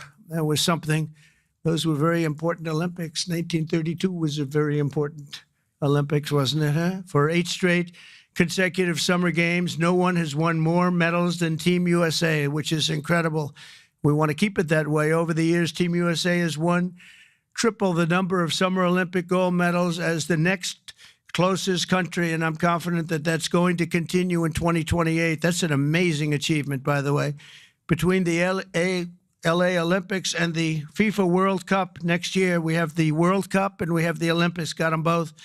It's a great time to be a sports fan in America. And maybe, I don't want to say most importantly, but it is a celebration of 250 years. We have our 250th anniversary also during the year, and it's going to be between the three of them. I think there'll be no other time that we've ever had in our history like that. So I'd like to ask the LA Olympics chairman, Casey Wasserman, to say a few words, and I appreciate it very much, Casey. Great job you've done. Thank you very much.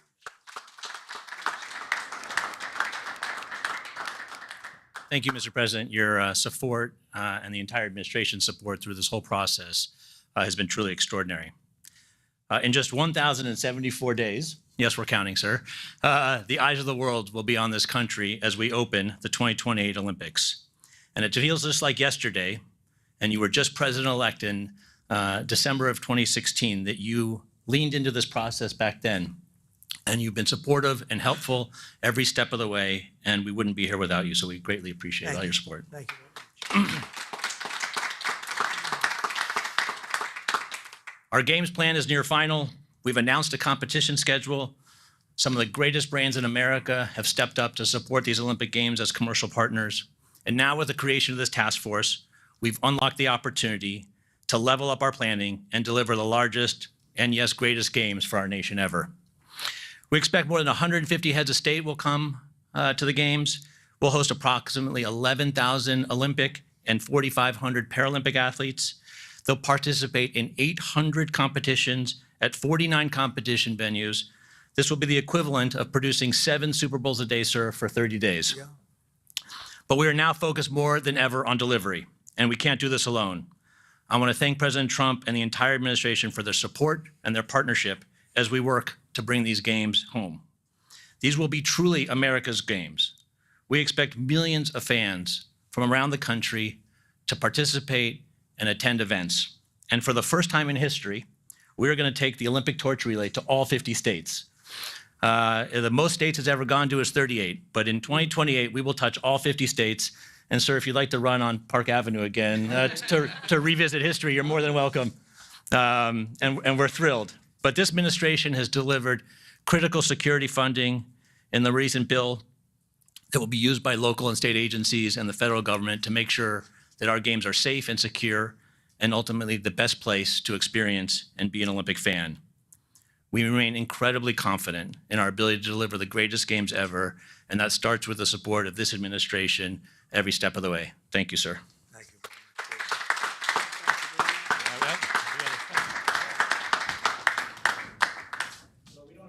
In the Olympic movement, but as you know, 1984 hosted the Olympics in Los Angeles, right? And someone we admire, President Reagan, both of us, presided over those, and you will preside over our games. So we have for you a full set of the 84 original medals.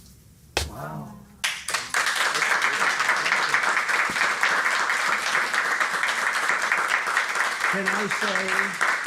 Can I say that I won them athletically? Yes, sir. That would be a great honor. Yes. That's beautiful. Thank you very much. Thank you very much. Thank you. Thank you very much. Appreciate it. You will say Yep. that?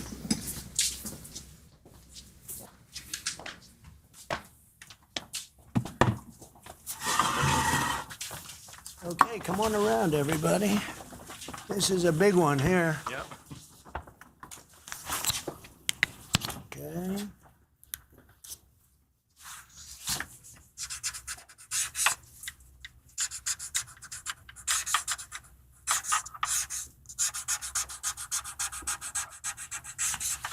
Pam, no auto pen. That was not an auto pen.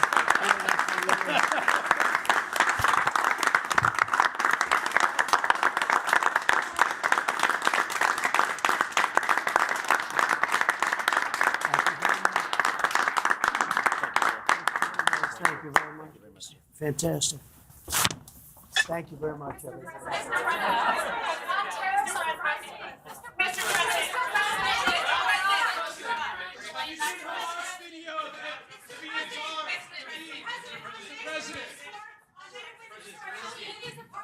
Go ahead, please. Go ahead. Go ahead. Mr. President, will the Department of Justice... Thank you, Mr. President. Thank you. Excuse me. That are Excuse me. No, he called on me, but thank you. Go ahead, please. Thank you, Mr. President. Do you still plan to follow through on your threat to impose 100% tariffs on all countries that purchase Russian energy, including China? Well, I never said a percentage, but we'll be doing quite a bit of that. We'll see what happens over the next fairly short period of time. But we'll see what happens. Yep. You know, they have a meeting tomorrow. We have a meeting with Russia tomorrow. We're going to see what happens. We'll make that determination at that time. Yeah, please go ahead. Thank you, Mr. President. Thank you for calling on me. Thank you, Mr. President. On Ukraine, President Zelensky just signed a law allowing for citizens age 60 and above to serve in the military. We've seen dozens of videos of young men being hauled into vans and dragged to the front lines against their will. And we've even seen videos of a young man with Down syndrome serving on the front line. When you campaigned, you said you wanted to see the people stop dying. A lot of people admired that statement. Now the people dying are elderly, mentally handicapped, and conscripts. So even if a ceasefire doesn't work out, why should Americans continue to fund a foreign military that's scraping the bottom of the barrel of its population like this? Well, you have to understand very importantly, this is Biden's war. This is not my war. I'm here to get us out of it. It's a mess, and I'm here to get us out. I haven't heard that when you say about 60-year-old men and, et cetera. But this is Biden's war, and we're working very hard to get us out. I stopped 5 wars in the last 5 months, actually, and I'd like this to be the 6th, frankly, and that doesn't even include Iran with, obliterating their nuclear haul, because they would have had nuclear weapons within 2 months. But stopped a lot of wars. You just take a look at the ones just over the last 2 or 3 months. It's been amazing. This is the one I'm trying to stop. This is the one we're working hardest on. The other ones I stopped within a matter of days, almost every one of them, including India and Pakistan. And I could go over the whole list, but you know the list as well as I do. But this is the one we'd like to see. I haven't not heard that, but this is Biden's war. And it's a war that he got us into, or indirectly got us into. It should have never happened. It would have never happened had I been president. Yeah, next to you. Thank you, Mr. President. Would you support Israel reoccupying all of Gaza, as has been suggested by some Israeli officials? Well, I don't know what the suggestion is. I know that we are there now trying to get people fed. As you know, $60 million was given by the United States fairly recently to supply food, and a lot of food, frankly, for the people of Gaza that are obviously not doing too well with the food. And I know Israel is going to help us with that in terms of distribution and also money. We also have the Arab states are going to help us with that in terms of the money and possibly distribution. So that's what I'm focused on. As far as the rest of it, I really can't say. That's going to be pretty much up to Israel. Yeah, please. Go ahead, please. Thank you. On transgender athletes in the Olympics, back to the safety, especially of female combat boxers, will the Department of Justice considering pressing charges against any man that tries to masquerade as a woman coming into this country to beat up American athletes? And secondly, would your administration consider genetic testing so that these people can prove that they're actually women competing?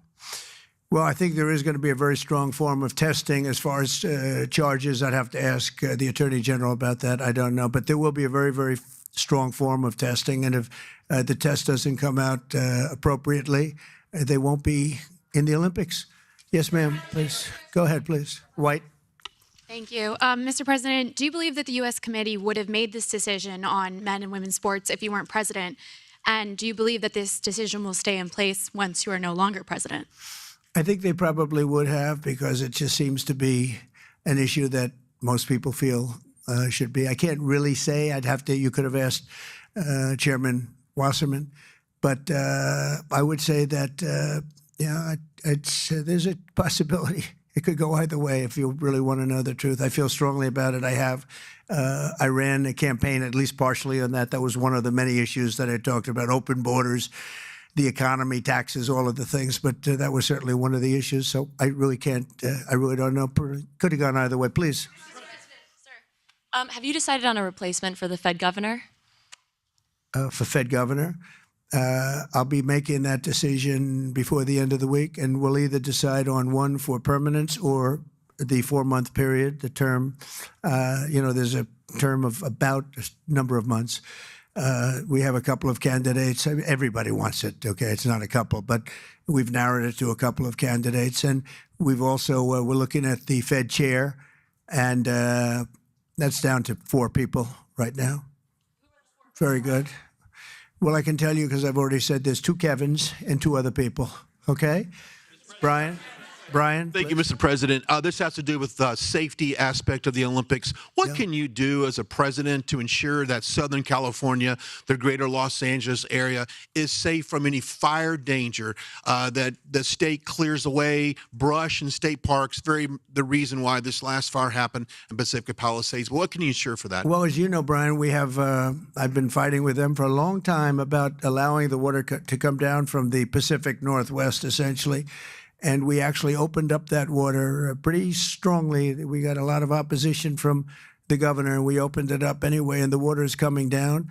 We want it opened further. They have a lot of water. They send it out into the Pacific Ocean in order to protect the smelt. It's a little tiny fish that's not doing very well, especially when they don't have water. They really do badly, okay? But it's a fish, environmentally protected, even though it's in many other areas. I think they just use that as an excuse to smelt. You'll check that out. But I think it's just an excuse.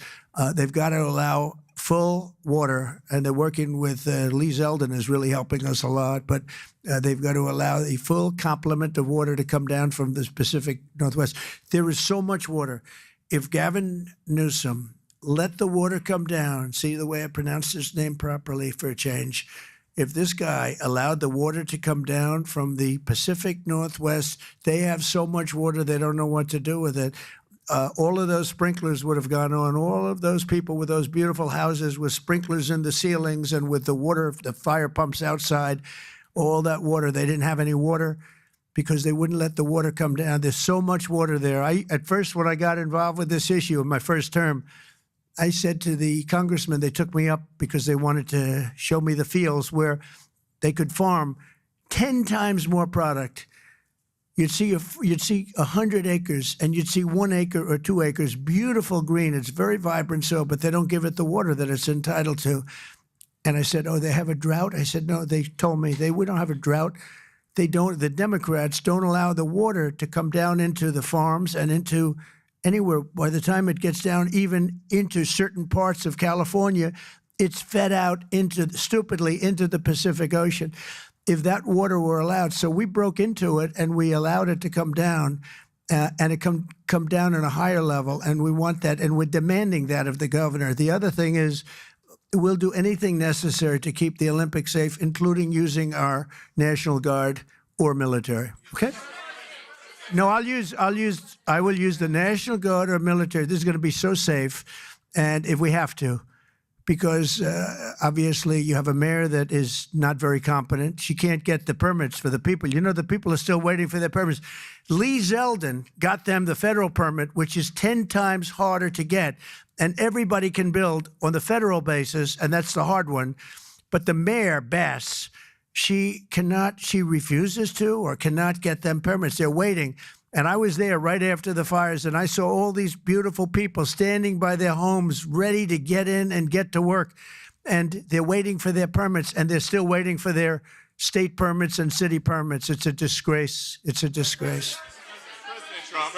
Red dress, yes, ma'am.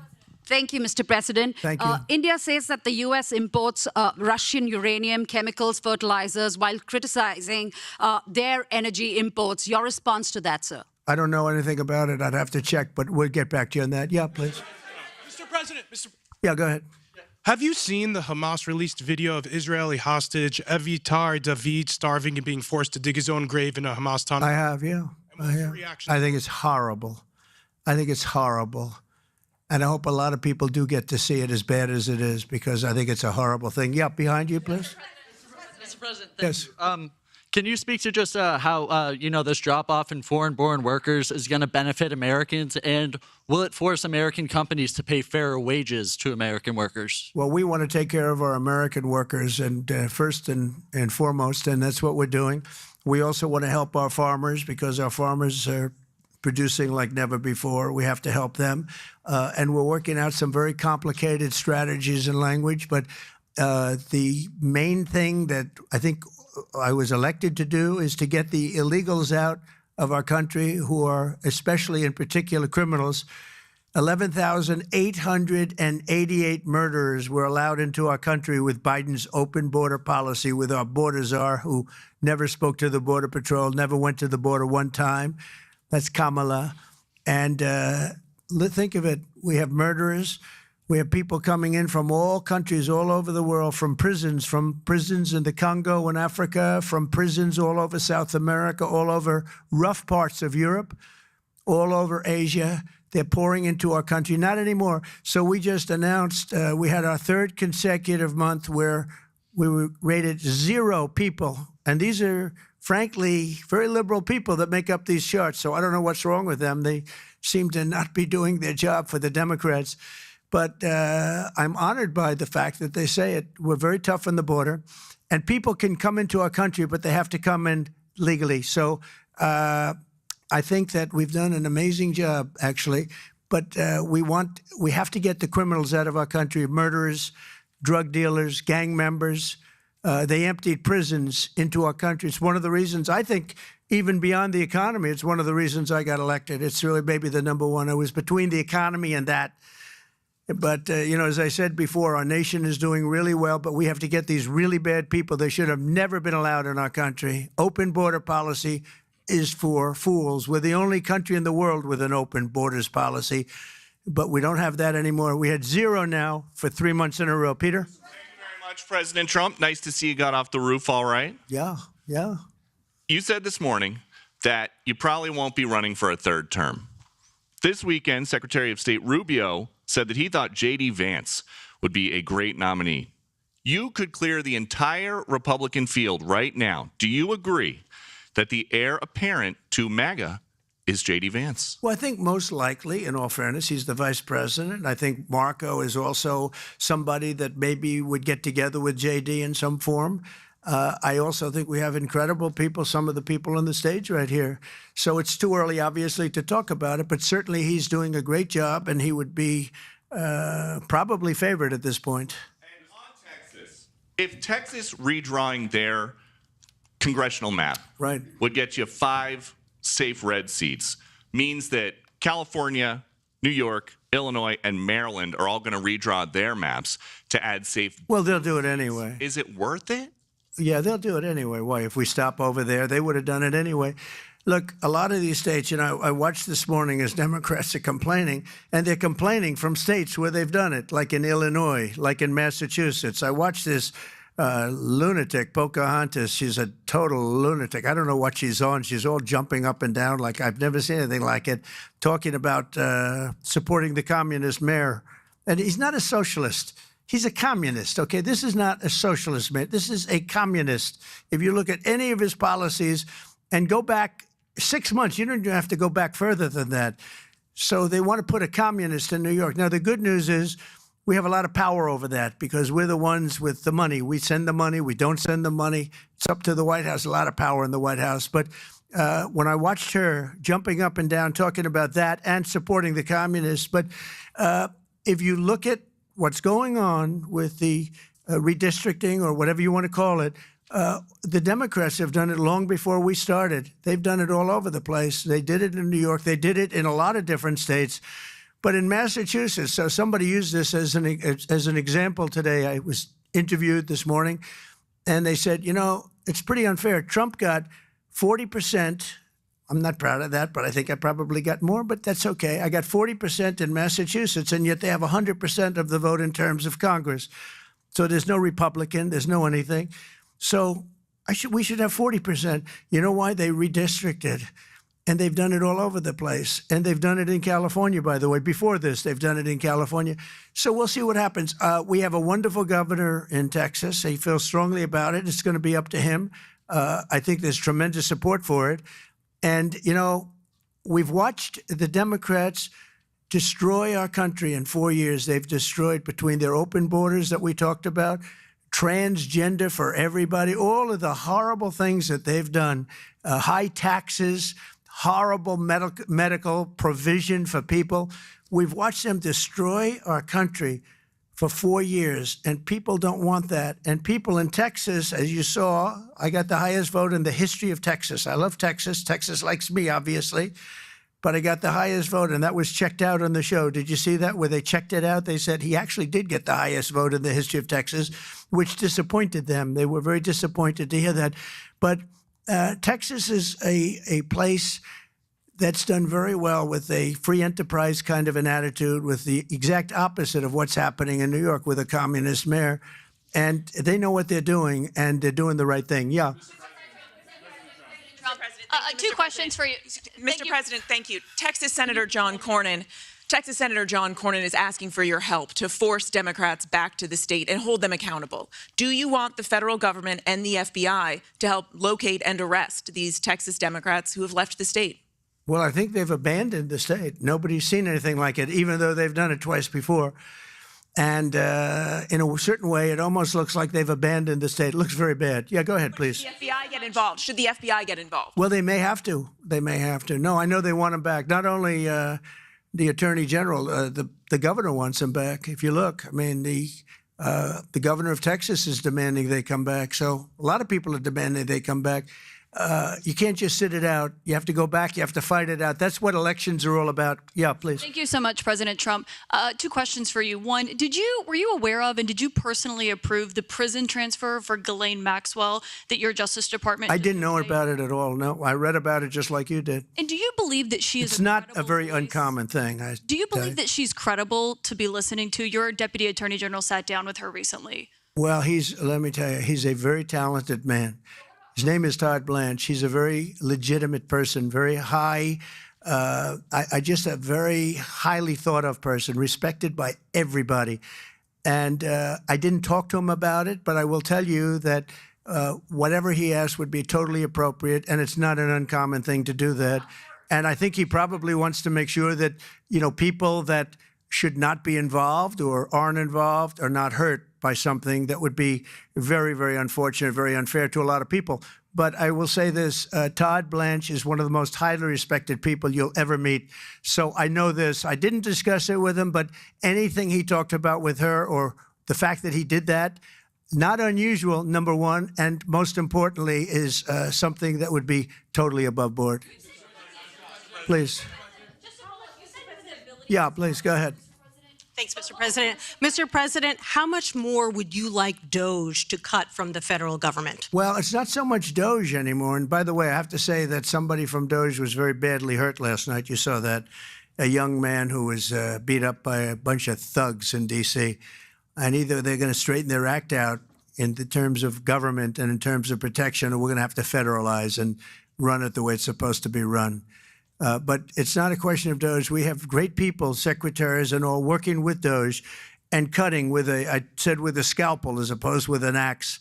They're cutting with a fine-tooth comb, and they're getting rid of people that aren't doing their job, or bad people, or bad things, bad policy, et cetera, et cetera.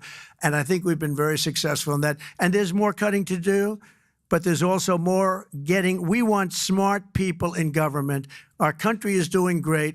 I think we are doing maybe in many ways better than we've ever done before. You know, we're taking in trillions, not billions, trillions and trillions of dollars from other countries who for years took advantage of us. They took advantage of the United States like we were children, and that's not happening anymore. Now they're paying a lot of money, and they're paying hundreds of billions of dollars. Individual countries paying hundreds of billions of dollars. You're seeing what everybody else is seeing.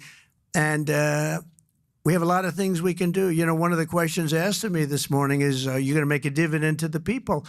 And the purpose of what I'm doing is primarily to pay down debt, which will happen in very large quantity. But I think there's also a possibility that we're taking in so much money that we may very well make a dividend to the people of America. Thank you all very much. Thank you. Thank you very much. Thank you.